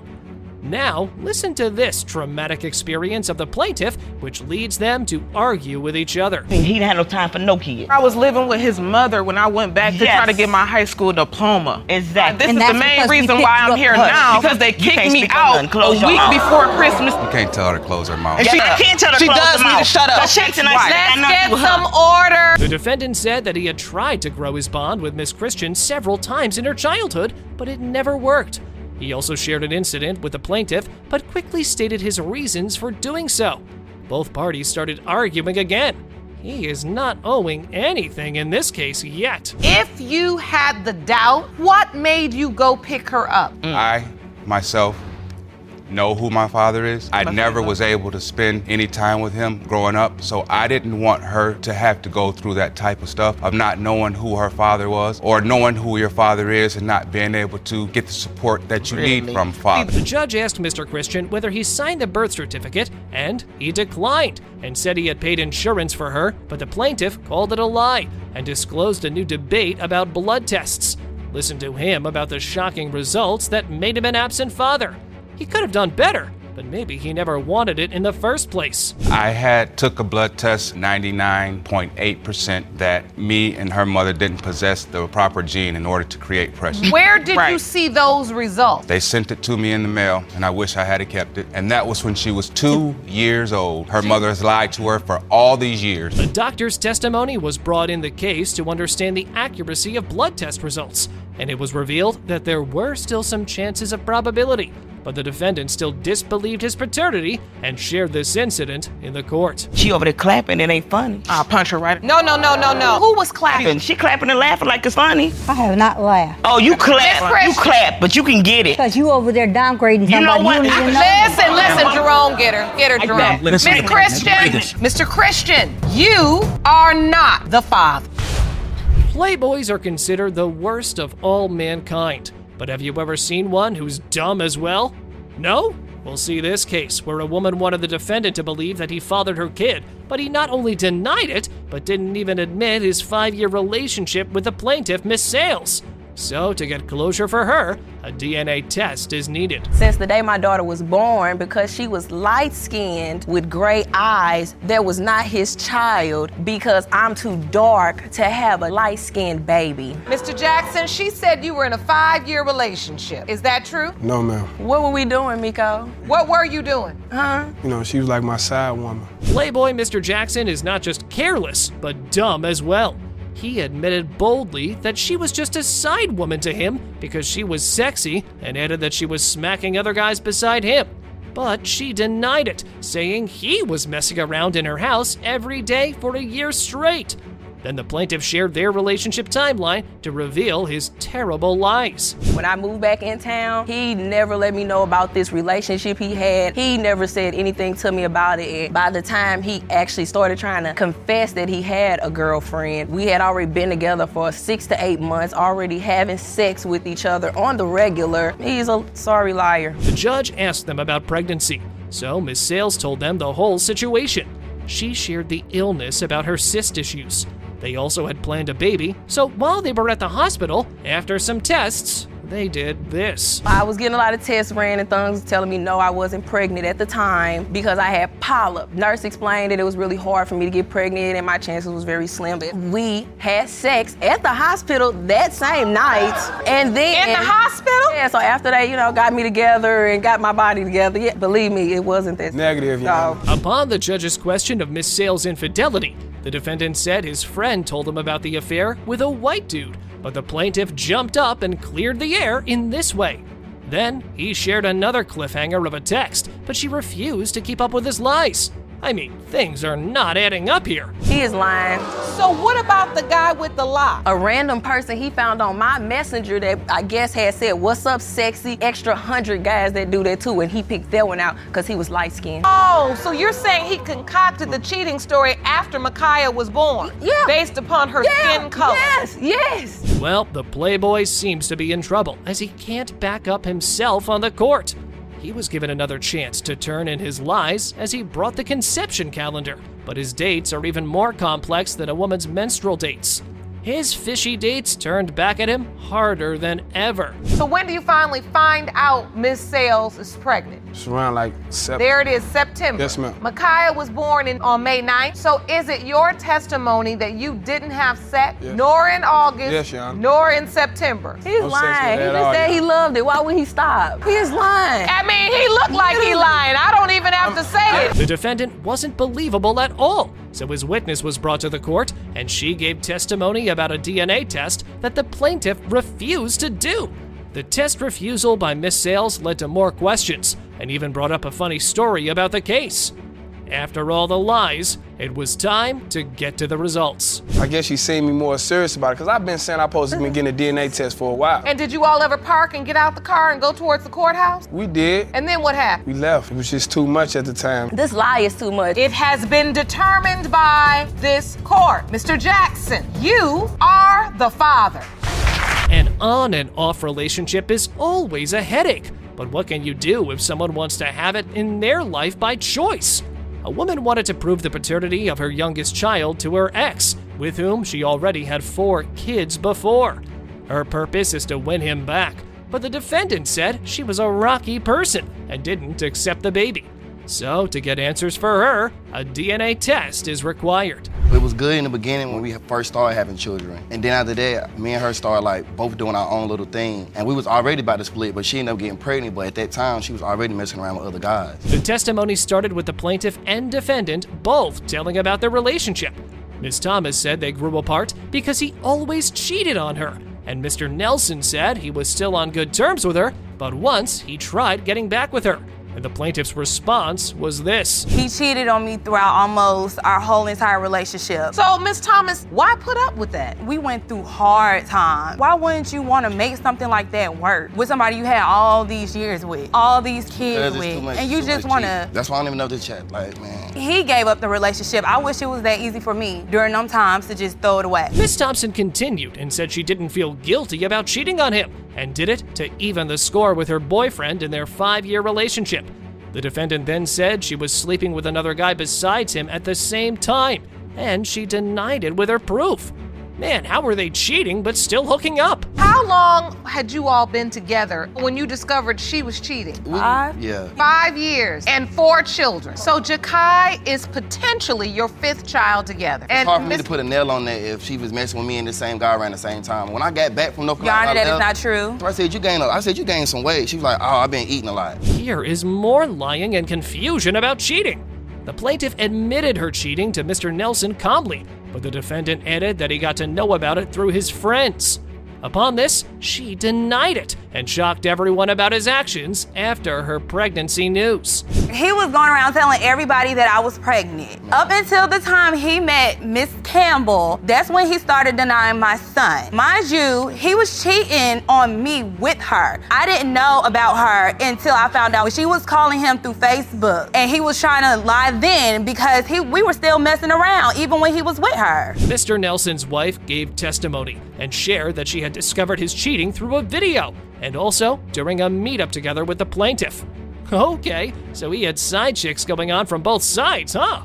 The defendant was too confused to choose between his side chick and wife, so he finally did this. Me and my wife had got into some problems, and I'm not gonna lie to you, I was like, what would be different this time if I did come back? My mama told me, that's your covenant, you can't break your covenant because that's between me, her, and God. I broke my covenant, and I've been repenting for it and stuff like that. My wife, we back on good terms now. My hopes for any results are gone.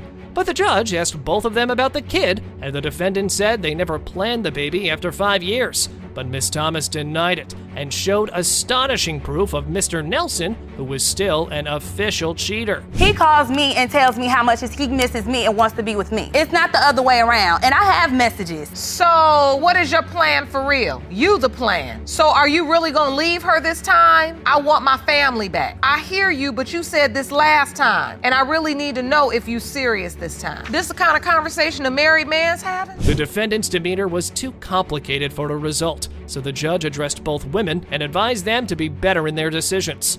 Upon this, the plaintiff shared her broken feelings over this mess. The poor woman got nothing but pain.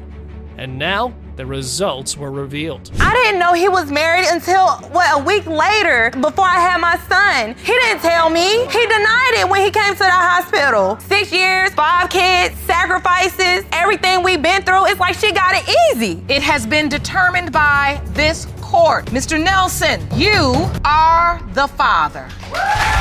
The craziest woman fights on paternity court. Was I slut when you married me? Was I slut when you slept with me?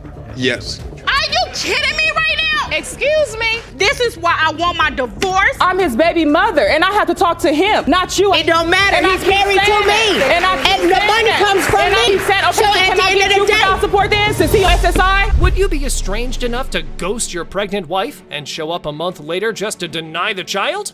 I know no normal person would pull such an act, but Mr. McGee was that psychopath who did so just because he had doubts. I've had to pay for medical expenses for my daughter, everything. He left us homeless with my newborn child, and he just vanished and left us. I did everything by myself for the last almost 5 years. So the defendant was no help at all, and Miss McGee was doing everything on her own for the past 5 years. And the alleged only explanation for it was that I have doubts. Yeah, we got that, but that doesn't make up for bailing on a pregnant woman. You know me and you were messing around the time I conceived. No, because you were messing around with multiple. You was too, and you talking about multiple people before I even had her. I let you know. It ain't like I kept it a secret from you. I let him know it was a slight possibility he wasn't my child's father. I'm not gonna sit up here and make it seem like I'm such a saint, like I didn't do no wrong. Oh, there were other men involved at the time of conception. Enraged, baby mama further said that even though all the suspicion had pushed the poor hubby away, he could not exploit her for half of a decade. I know he's my child father, and he needs to step up and help take care of her, because I can't continue to do this on my own. Mr. McGee, you do admit you were in a sexual relationship with her? Yes, Your Honor. Sir Timothy blamed the plaintiff's family for instigating uncertainty in his mind, and he even hit upon messages and photos of other men that the plaintiff was messing with while they were supposedly committed to each other. He was cheating on me, I was cheating on him. I told him it was a slight possibility he wasn't my child's father. I was honest with him, but that still don't change the fact even after I had her, you married me. You had all these doubts. Why did you marry me? Why you didn't request the DNA test before you married me? Yeah, why put a ring on someone you can't trust? I'm sure you're not that dumb, right? Well, in Mr. McGee's defense, he was too head over heels for his wife that he got easily fooled into a marriage. However, the real point is that it has nothing to do with keeping up with your responsibilities. I'll pay 25% and then they could pay the other 75. Are you kidding me right now? Excuse me. This is why I want my divorce. This is why I want him to sign over his rights, and when his test come back, he is my child father. I want him to help me support the cost of that I had to deal with almost 5 years with my child. How ruthless of him to pay the bare minimum for his baby. Disgusting. Then the defendant kept repeating his denial based on her confession of a possibility.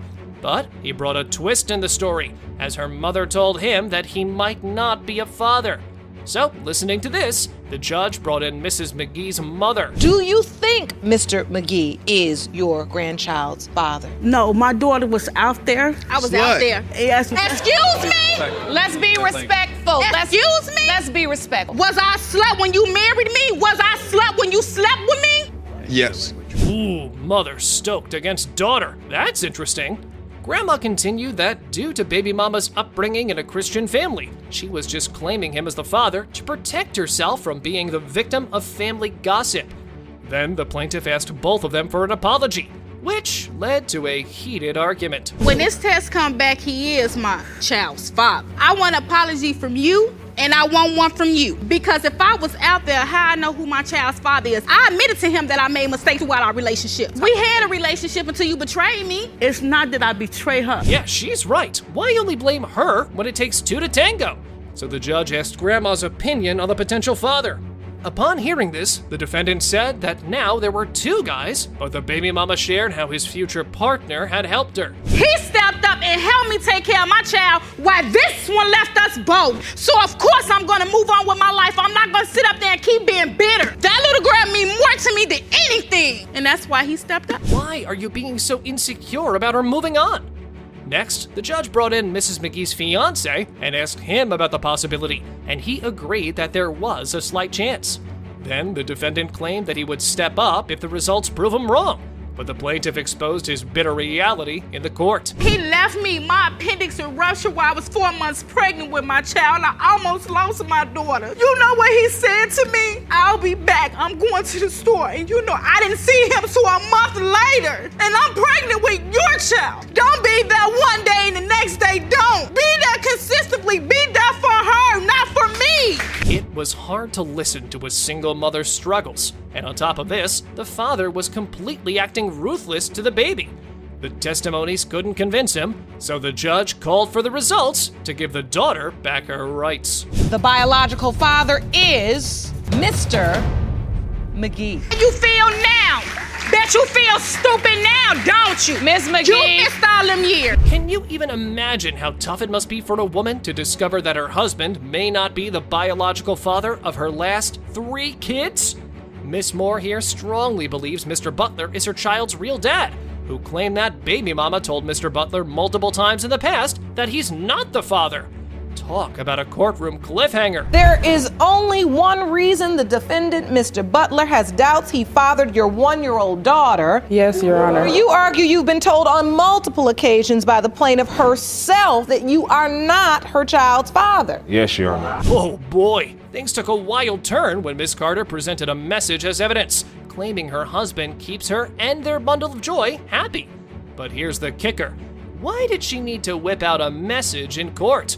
And hold on tight, because the chaos escalated when Mr. Butler's wife locked horns with Miss Moore. This is the He same stepped up. man that Went to every doctor's appointment. That looks just No, you a lie on that they one. look just My alike. fiance is way finer than him. Knock that off. Not only that, the baby doesn't carry his last name. Doesn't carry the last name. She's never shown him the birth certificate. Mr. Butler remains adamant that this baby isn't his. And to bolster his case, his wife pulls out a picture showing Miss Moore with another man.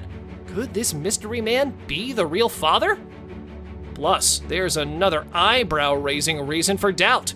Miss Moore never shared a birth certificate, and the baby doesn't even bear her husband's last name. She come up there and say, well, I gotta tell you this, taking pictures of my baby and all of that. I gotta tell you this, your daughter looks more like Mr. Butler than any of his other kids. This is the man you believe is Samara's father? Might be. I wish so, Your Honor. I pray to God and I wish. Ladies and gentlemen, it's the moment of truth.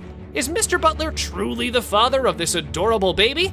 Or was he right all along, and she doesn't share a drop of his DNA? Get ready for the thrilling conclusion as the DNA results are in. Mr. Butler, Yes, ma'am.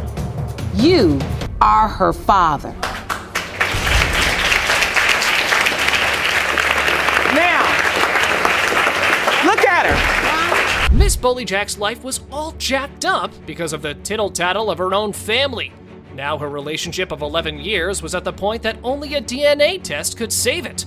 Let's see how this plaintiff's fame is testifying from the wrong side of the podium. I'm my grandmother, and I truly believe that Marquise is not my grandbaby's father. My mother is nothing but a traitor. Blood is supposed to be thicker than water. And ma'am, who are you? Well, Your Honor, I'm her sister, and she knows he's not the father. She ain't nothing but a hater, and she ain't doing nothing but listening to my mama. Well, you saw that witness parade. You can imagine how things would have been at home. That's why the judge moved and asked baby mama what had happened that led to such betrayal by her claim and lover. Mr. Davis has been in a relationship for 11 years. That is over a decade. Our relationship has been ruined in rumors of infidelity and by people defaming my character, such as history witnesses and my sister, their blood. They're supposed to be sitting right here, but you see where they at. So the relationship is falling apart, and it got further revealed that couples of friends also played their part in it, dropping a low comment here and there about Margaret ruining the bond between two lovebirds. Everybody in his ear, Yes, this is causing a huge paternity issue Your Honor, in your I'm relationship. Sorry. I'm sorry. Her story is just not true. It sure I'm is. sorry. She admitted to us that I she didn't tell had her- a relationship with this other person. She admitted to me she had a relationship with this other guy. You heard the mama. The plaintiff herself had been doubt-dropping crackers here and there. See, even if you're saying such things out of spite, they're gonna come back to bite you. And in this relationship, it had ruined the lives of 3 children. Before you got pregnant with Messiah. Yeah, so kind of like after I had my first child, things started getting a little crazy, and I started staying with him and his mother. So you opened your home, Ms. Davis? Yes, I did. To her? Yes. What was going on in the relationship between your son and These Bullyjack? two argue constantly all the time. It's always something about some infidelity. Anyway, coming back to the denial part, the defendant's mother pleaded that before getting pregnant, Miss Bullyjack had gone missing, which raised the question of paternity.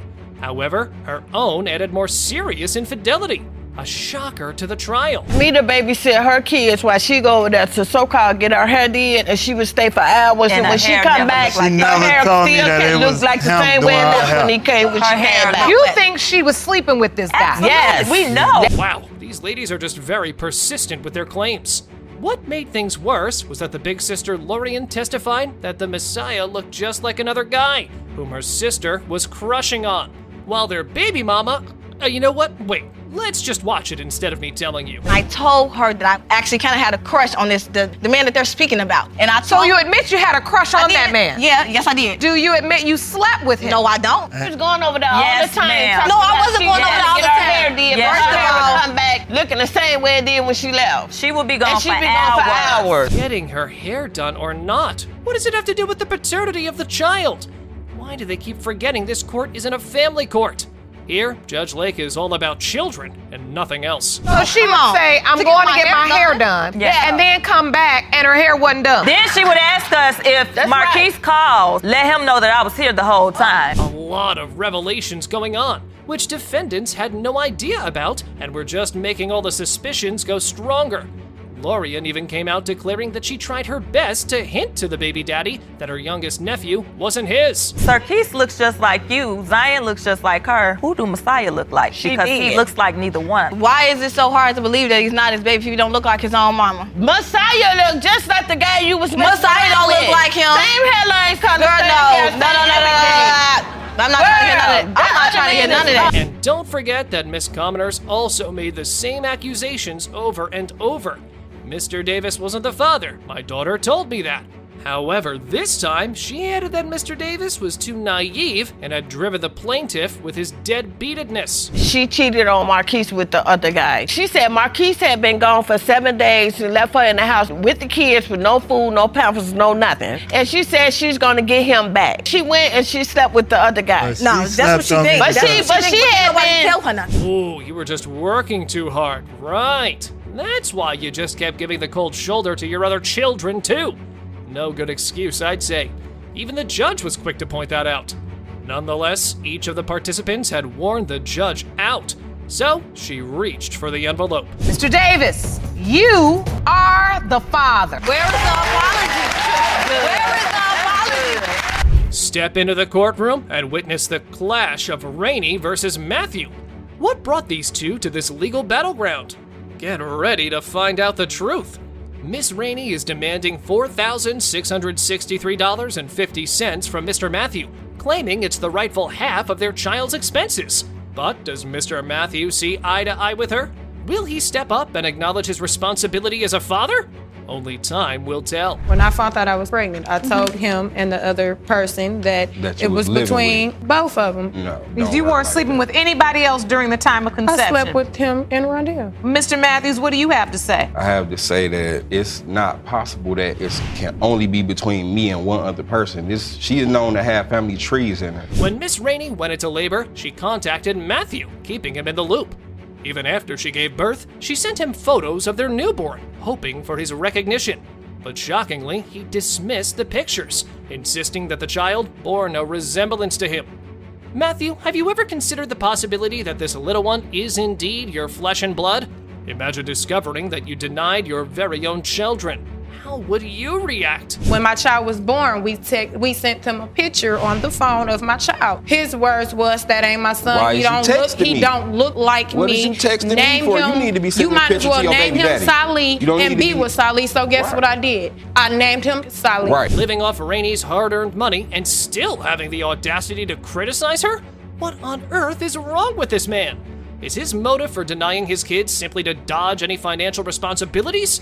In front of the judge, he shamelessly admitted that if Rainey is making money, he will gladly take his share.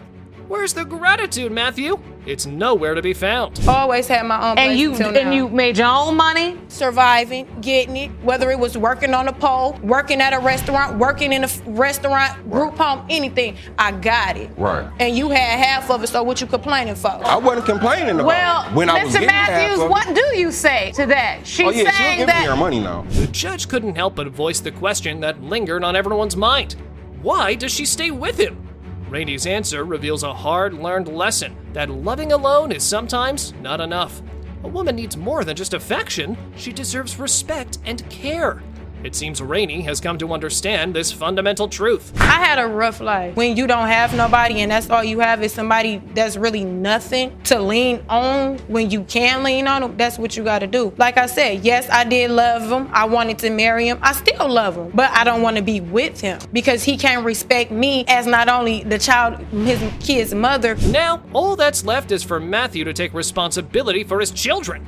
Even if he can't find love for this woman and their kids, the least he can do is provide financial support for the expenses Rainey bears.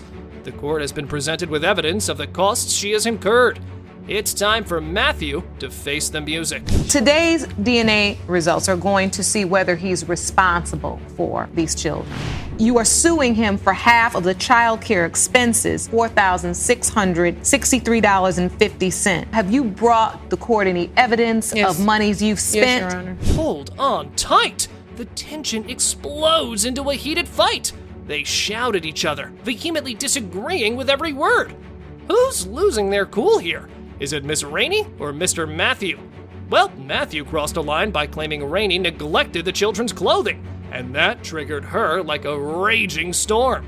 Sparks are flying. These are receipts Her kids don't never from got clothes baby-related on. expenses. They do have clothes They don't on. never Well, why got you clean can't do? clothes Okay, if on. my And son she's is not out, at why all. you can't They don't step never up got to get him clean and do what you? Finally, the moment of truth is here, as the judge is ready to unveil the DNA results. However, the concerning part was that, if results show that he is the father, will it make any difference? Will he finally step up, embrace his role as a father, and provide the care these children deserve? The stakes have never been higher. You are his father. All right?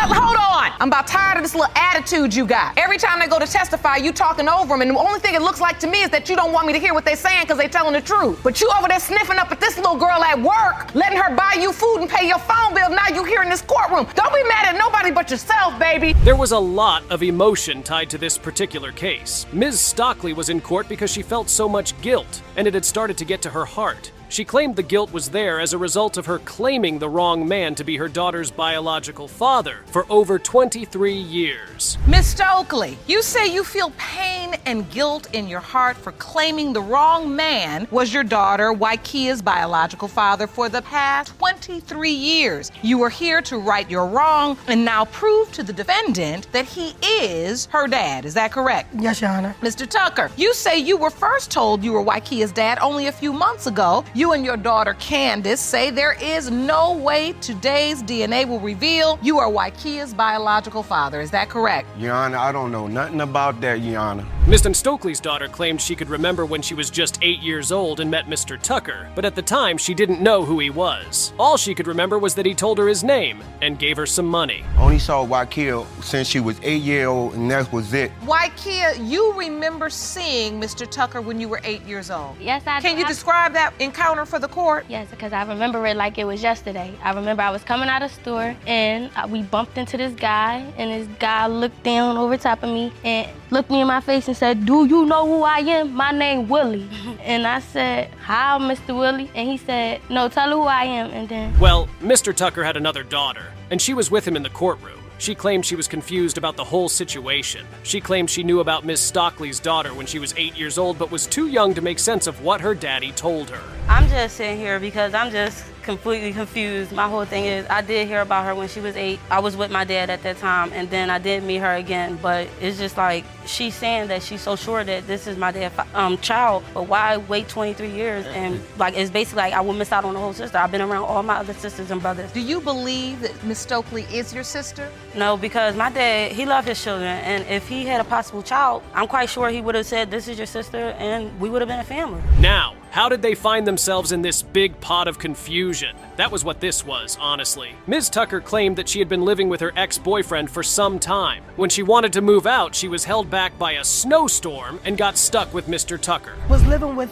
my ex-boyfriend at the time, and I wasn't sure. I got stuck in a snowstorm with Mr. Tucker. Okay. And I had sex with both males. But I don't know if I went in the snowstorm pregnant. I got pregnant in the snowstorm. Or if you came out of the snowstorm pregnant. I'm not sure. Yes, Your Honor. I'm not sure how I went in. Okay, but the bottom line is that's when you were with Mr. Tucker. After doing the math, the window of conception showed that there was a chance that Mr. Tucker could actually be the father of Ms. Stockley's child. But the problem now was that Mr. Tucker wasn't the only one she was sleeping with. So this is going to help us determine whether or not Mr. Tucker is truly a possible biological father for Waikia. Waikia, when is your birthday? December the 2nd, 1993. December the 2nd, 1993. Put in your birth date into this conception calculator and push calculate. The window of conception would be March 12th to March 18th. Another revelation popped up in the courtroom. Miss Stokely never told Mr. Tucker that he could be the father to her child, even though she was always seeing him in passing. But she mentioned the fact that when she was in Mr. Tucker's neighborhood, his family relatives would always refer to her daughter as their niece, asking where she was and saying that they wanted to see her. See him like in passing, because like I said, he would come to my neighborhood, I would go to his neighborhood, I still had an auntie live on his block. His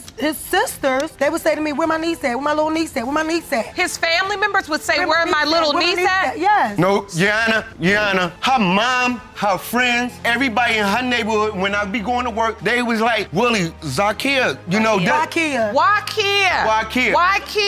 That's the problem. I really don't know them like He that. really do. No, I He don't. really do.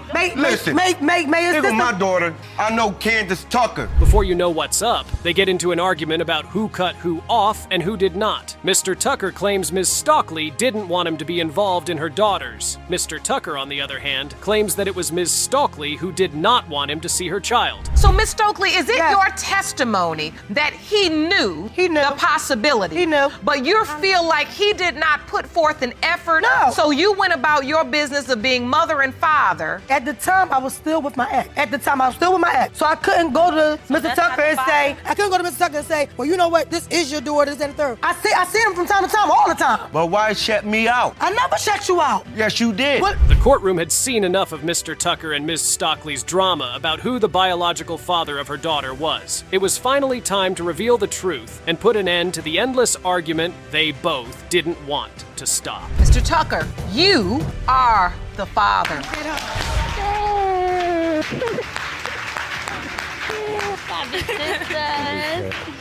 All right. This is why I wake up in the morning and I cannot wait to come to my job. Because I want you to stand in this courtroom and I want you to point at Waikia and I want you to say the line that she has been waiting for you to say. And you know what it is? This is my daughter. Ms. Cousin and her mother had one goal in that courtroom. That was to prove to her ex-boyfriend and his new girlfriend that he was the father of her child. Trust me, these guys weren't here to play. From the looks on both their faces, they were ready to fight till there was no more strength in them. Others say you had no choice but to drag the defendant, Mr. Bell, into court today because you're fed up with his lies. Yes, he denies being the father of your 7-month-old son, Taquan, and has even gone to the extreme by blocking all contact with you. Is that correct? Yes, Your Honor. Mr. Bell, you say that Miss Cousin has told you that you are not Taquan's father and say she's trying to use this baby to bust up your 6-year relationship. Is that correct? Yes, Your Honor. Everyone in that courtroom was tense. Miss Cousin's mom was a force not to be reckoned with. She had all the power in the world to fight anyone who wronged her and her daughter. She wasn't the one who was hurt, but she sure was doing all the talking in that courtroom. His lies because he a two-time liar. He told my daughter that he was single, that he was not in a relationship. Why you can't I know he was in a relationship with her because I seen his picture on her phone. When she started being with him, I seen how her attitude changed. Who did I sleep I with, knew you or her? then that she was pregnant. Who did I sleep with, you or her? I met you at a relative house. Apparently, Mr. Bell lied to his daughter and told her he was not in any relationship. But deep down, he had been seeing someone else. Mr. Bell was definitely not going to keep quiet while they dragged his name through the mud. We went out once, but that was it. A whole weekend? No. I had to get back to her. You went out once, a whole weekend, yeah. And then not only that, y'all had lunch together. Can't she let her daughter talk? She wasn't there. I go in her room, I found a receipt with 2 combos on it. I asked her what the combos for. For him and her. You know, at the end of the day. 2 combos meal for lunch. Oh yeah. Mr. Bell wasn't just sleeping with her. He was also using her to sort out some of his bills. Ms. Cousin was furious. She couldn't understand why a man would lie to her daughter and still manipulate her into paying his bills. When she should have been. Were you paying his phone bill? Yes. While she was paying his phone bill and paying him, buying him lunch, I was also doing other things for me and my husband have a roof over our head. We don't have no other income, but what my husband do is work. And at the end of the day, I want Cortez to step up and take the responsibility and be a man and help take care of his son. Mr. Bell wasn't changing his story. He stood firm with his side of the story and said everything they accused him of was a big fat lie. There was no relationship between them, and all he did was flirt with her and eat whatever food she offered him, nothing more. He even went as far as saying they had sex in the car, and she never visited his house. Wow. No. Well, you said you already ate the food because she was buying it. Yeah, she offered. So, Mr. Bell, you said this was a one-time thing when you had sex with... In a car. Oh, okay, so you had sex in a car. Did you use protection? Yes. No lie. Yes. No lie. Miss Cousin and her mom, they're claiming that this was going on. This was an ongoing relationship. That's not true? No. Yes, it is true, Your Honor. Destiny, I see the tears in your eyes. What are you feeling right now? Because he lied. He know he lied. Why would you lie on me for no reason? When Ms. Cousin's daughter found out she was pregnant, she called Mr. Bell to tell him about it, and on the spot, he denied the pregnancy, saying it couldn't be his, and he wanted nothing to do with the baby. When I came home, I called him. I said, I'm pregnant. He said, oh, well, call me back. Let me know what you gonna do. And that was it, and he hung up the phone. Did you tell your manager at work? I told my manager, because that's the day that my back was hurting. She said, And she you could told go. me the baby wasn't mine. I don't want the baby by you anyway. Wait, he just said that you told him the baby wasn't his. He's supposed to lie. All he do is lie. It was turning into an unending catastrophe in the courtroom. The judge had taken enough of their rants and arguments, and she decided it was time to bring the situation to a close by reading out the DNA results. Who do you think the father of the child would be? Mr. Baker or his so-called best friend? Mr. Bell, you are the father. Thank you, Lord Jesus. Oh, yes. Oh, yes. You silent now? I'll You take silent. my child support papers in the mail. You've been chirping off all day. All day. You could not let them get a sentence out Mm-hmm. without It is what it downplaying everything they said. Everything. You got two innocent women standing here. Both of them crying. Sad and hard. And you got Because your you hands played the behind your game. back and your body language is saying you could care less. Mr. Sedeno was in the courtroom today to clear his name from the allegations of his being a father. He believed he was done with Ms. Ramirez and no longer had any feelings for her. He even climbed, and she was trying to pin the baby on him just so she could have him back in her life. Mr. Cedeno, you are seeking the results of a paternity test for Ms. Ramirez's 1.5-month-old daughter, Aislinn. You claim you two broke up and now you have no feelings for Ms. Ramirez whatsoever. You say she's claiming you are her baby's father in a... Apparently, Mr. Sedeno was Ms. Ramirez's everything, from her first love to her first boyfriend, and basically everything after that. She was pretty hurt that he would want to deny her and her daughter, and also claim she was trying to pin a baby they brought welcomed into this world in him. If I were in her shoes, I would also feel very betrayed. I'm very shocked. I'm very hurt that he would even deny her. He's my first love. He's my first boyfriend, my first everything. And I'm tired of him sending me mixed signals. He comes to my house and he tells me he doesn't love me. He doesn't want to be with me,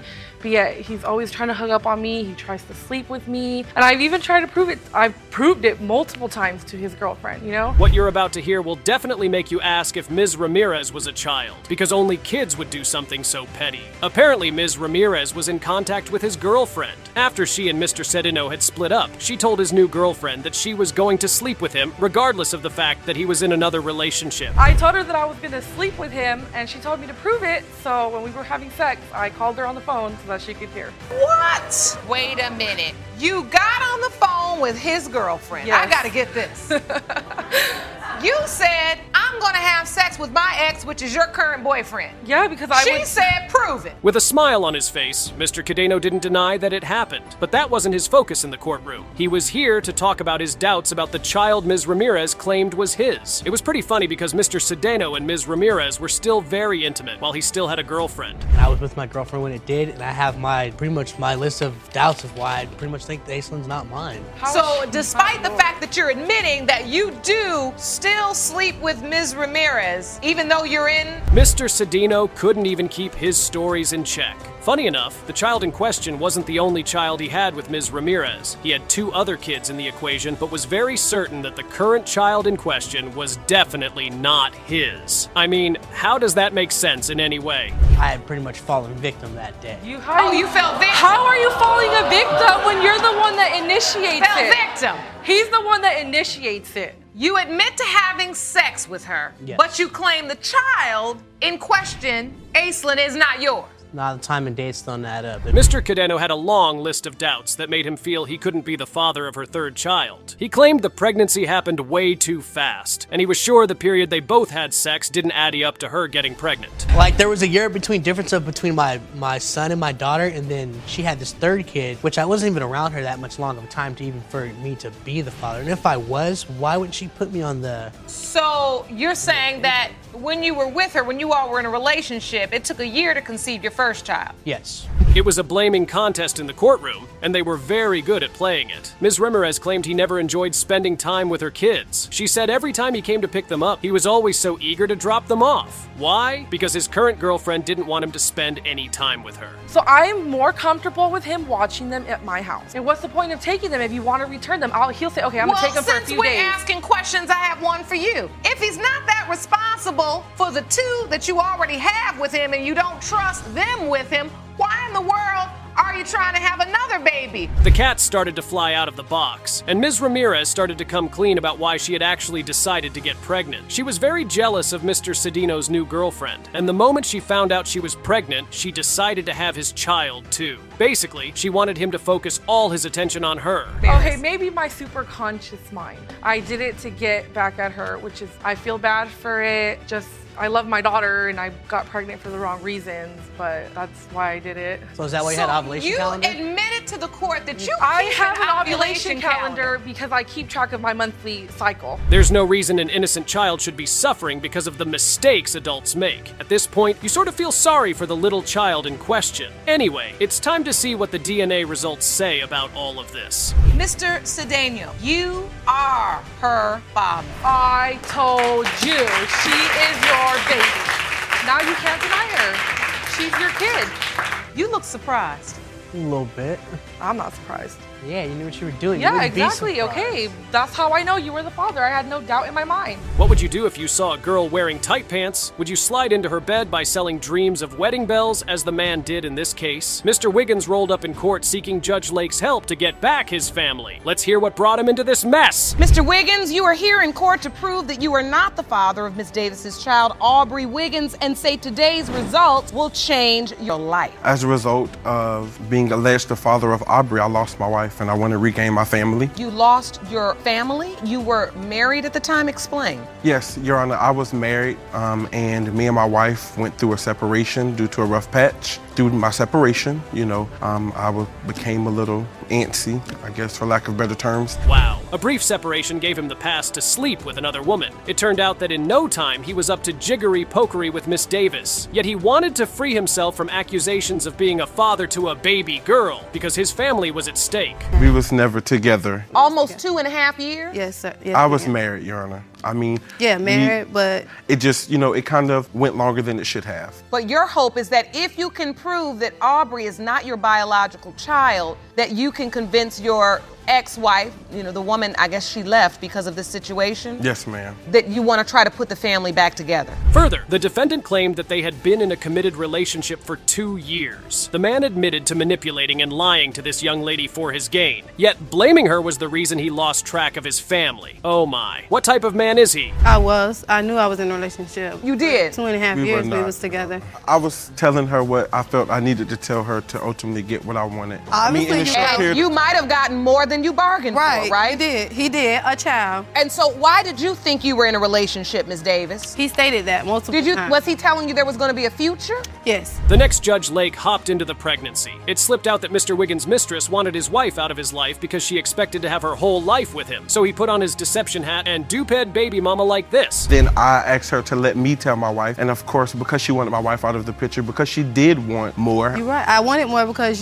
that's what you presented. And I was good to her. Because ultimately I was trying to get something out of her. So I did what I had to do. I felt I needed to do. Like 2.5 years, how we're not together? Things happen or said in the bedroom that may not always be. But it was never, and it was... Well, aren't you speaking a word this afternoon? I'm not saying... So basically you're admitting that you just lying? However, he asserted that Miss Davis approached his wife on Facebook and disrupted his married life. Oh man, are you out of your mind? He has no control over his desires, and yet has the defendant been inoculated for the havoc that just makes no sense. Miss Davis told her that she was pregnant and that she wasn't going anywhere. She inboxed her on Facebook, which caused a lot of havoc in my life. You wasn't gonna be a man. Did it cause the havoc or did you cause the havoc? He did, because... Right. Miss Davis immediately was like, well, it doesn't matter what nobody else think. Oh, I ain't going nowhere. Right, because you lay down with me. This position. I've got you now. I've got you now. Okay, so the next Chronicles of Wiggins started. He claimed that the mommy had been busy with another man at the time she conceived the baby because he sent some text messages on her phone. So that's why he was denying paternity. We got into a bit of an altercation. I don't remember the exact details. And my family member seen her be picked up by another guy. That was my cousin. That she claims to be her cousin. However, it's a coincidence that while we were at the hotel, she happened to be taking a shower, and I think I was using her tablet for something, maybe scrolling on Facebook, and this guy inboxes about meeting her again, and she's telling him, oh, I need something more loving. With him, so to me, saying more means that it's already happened. To prove his sham show right, the alleged father brought an exhibit to the court. He alleged that Miss Davis had fabricated his name on the birth certificate, but how she forged his name was quite interesting. Duh! But the baby's mom wiped off all his lies like this. I'm no Einstein or anything, but I'm educated enough to know my own birth date. This is the birth certificate. Apparently she knew my name. This is the birth date that's listed on Aubrey's birth certificate. My birthday is November the 9th, 1990. The one this you wrote. Says 11/11/1990. And I you didn't wrote. write anything. This birthday issue is just a typo? That he wrote. Do you think he wrote his wrong birthday on purpose? Right, and because No, when Your Honor. I seen it, when we got the birth certificate, I let him know that whatever he signed it wrong. Until now, it was apparent that Mr. Wiggin was a compulsive liar who made sham allegations about baby mama, and he was clowning just to defend himself. Further, it came out that they were still sleeping together, and it ticked Judge Lake. So she articulated the reality like this. Are you all still involved? No, we're not, Your Honor. No, we're not, Your Honor. At the same time, two different answers. Right. Exact same time. When was the last time you two were intimate? It's been a while. Last night. No, Your Honor, we was at separate hotels. No, Your Honor, that's not And you made your way to my hotel. That is not true, Right. Your Honor. We did go to dinner, Your Honor. But And afterwards? I went to my respective places. No, he came to my room. Mr. Wiggins, you look like you lying. No. Yeah, Judge Lake was right. He was playing on both sides of the fence, yet he contended that he wanted to get back his family. However, their back and forth did not help and made things more complicated, so the last hope to get closure was to reveal the DNA results. Mr. Wiggins, you are the father. Miss Davis, what are you feeling? I've been going through this for a long time, like between him and his wife, like. It's his child. Right. You are the father. You have the clarity you need. I'm gonna take care of my child. Good. That's all I ask. But you also have to deal with this thing you all have. Yes, ma'am.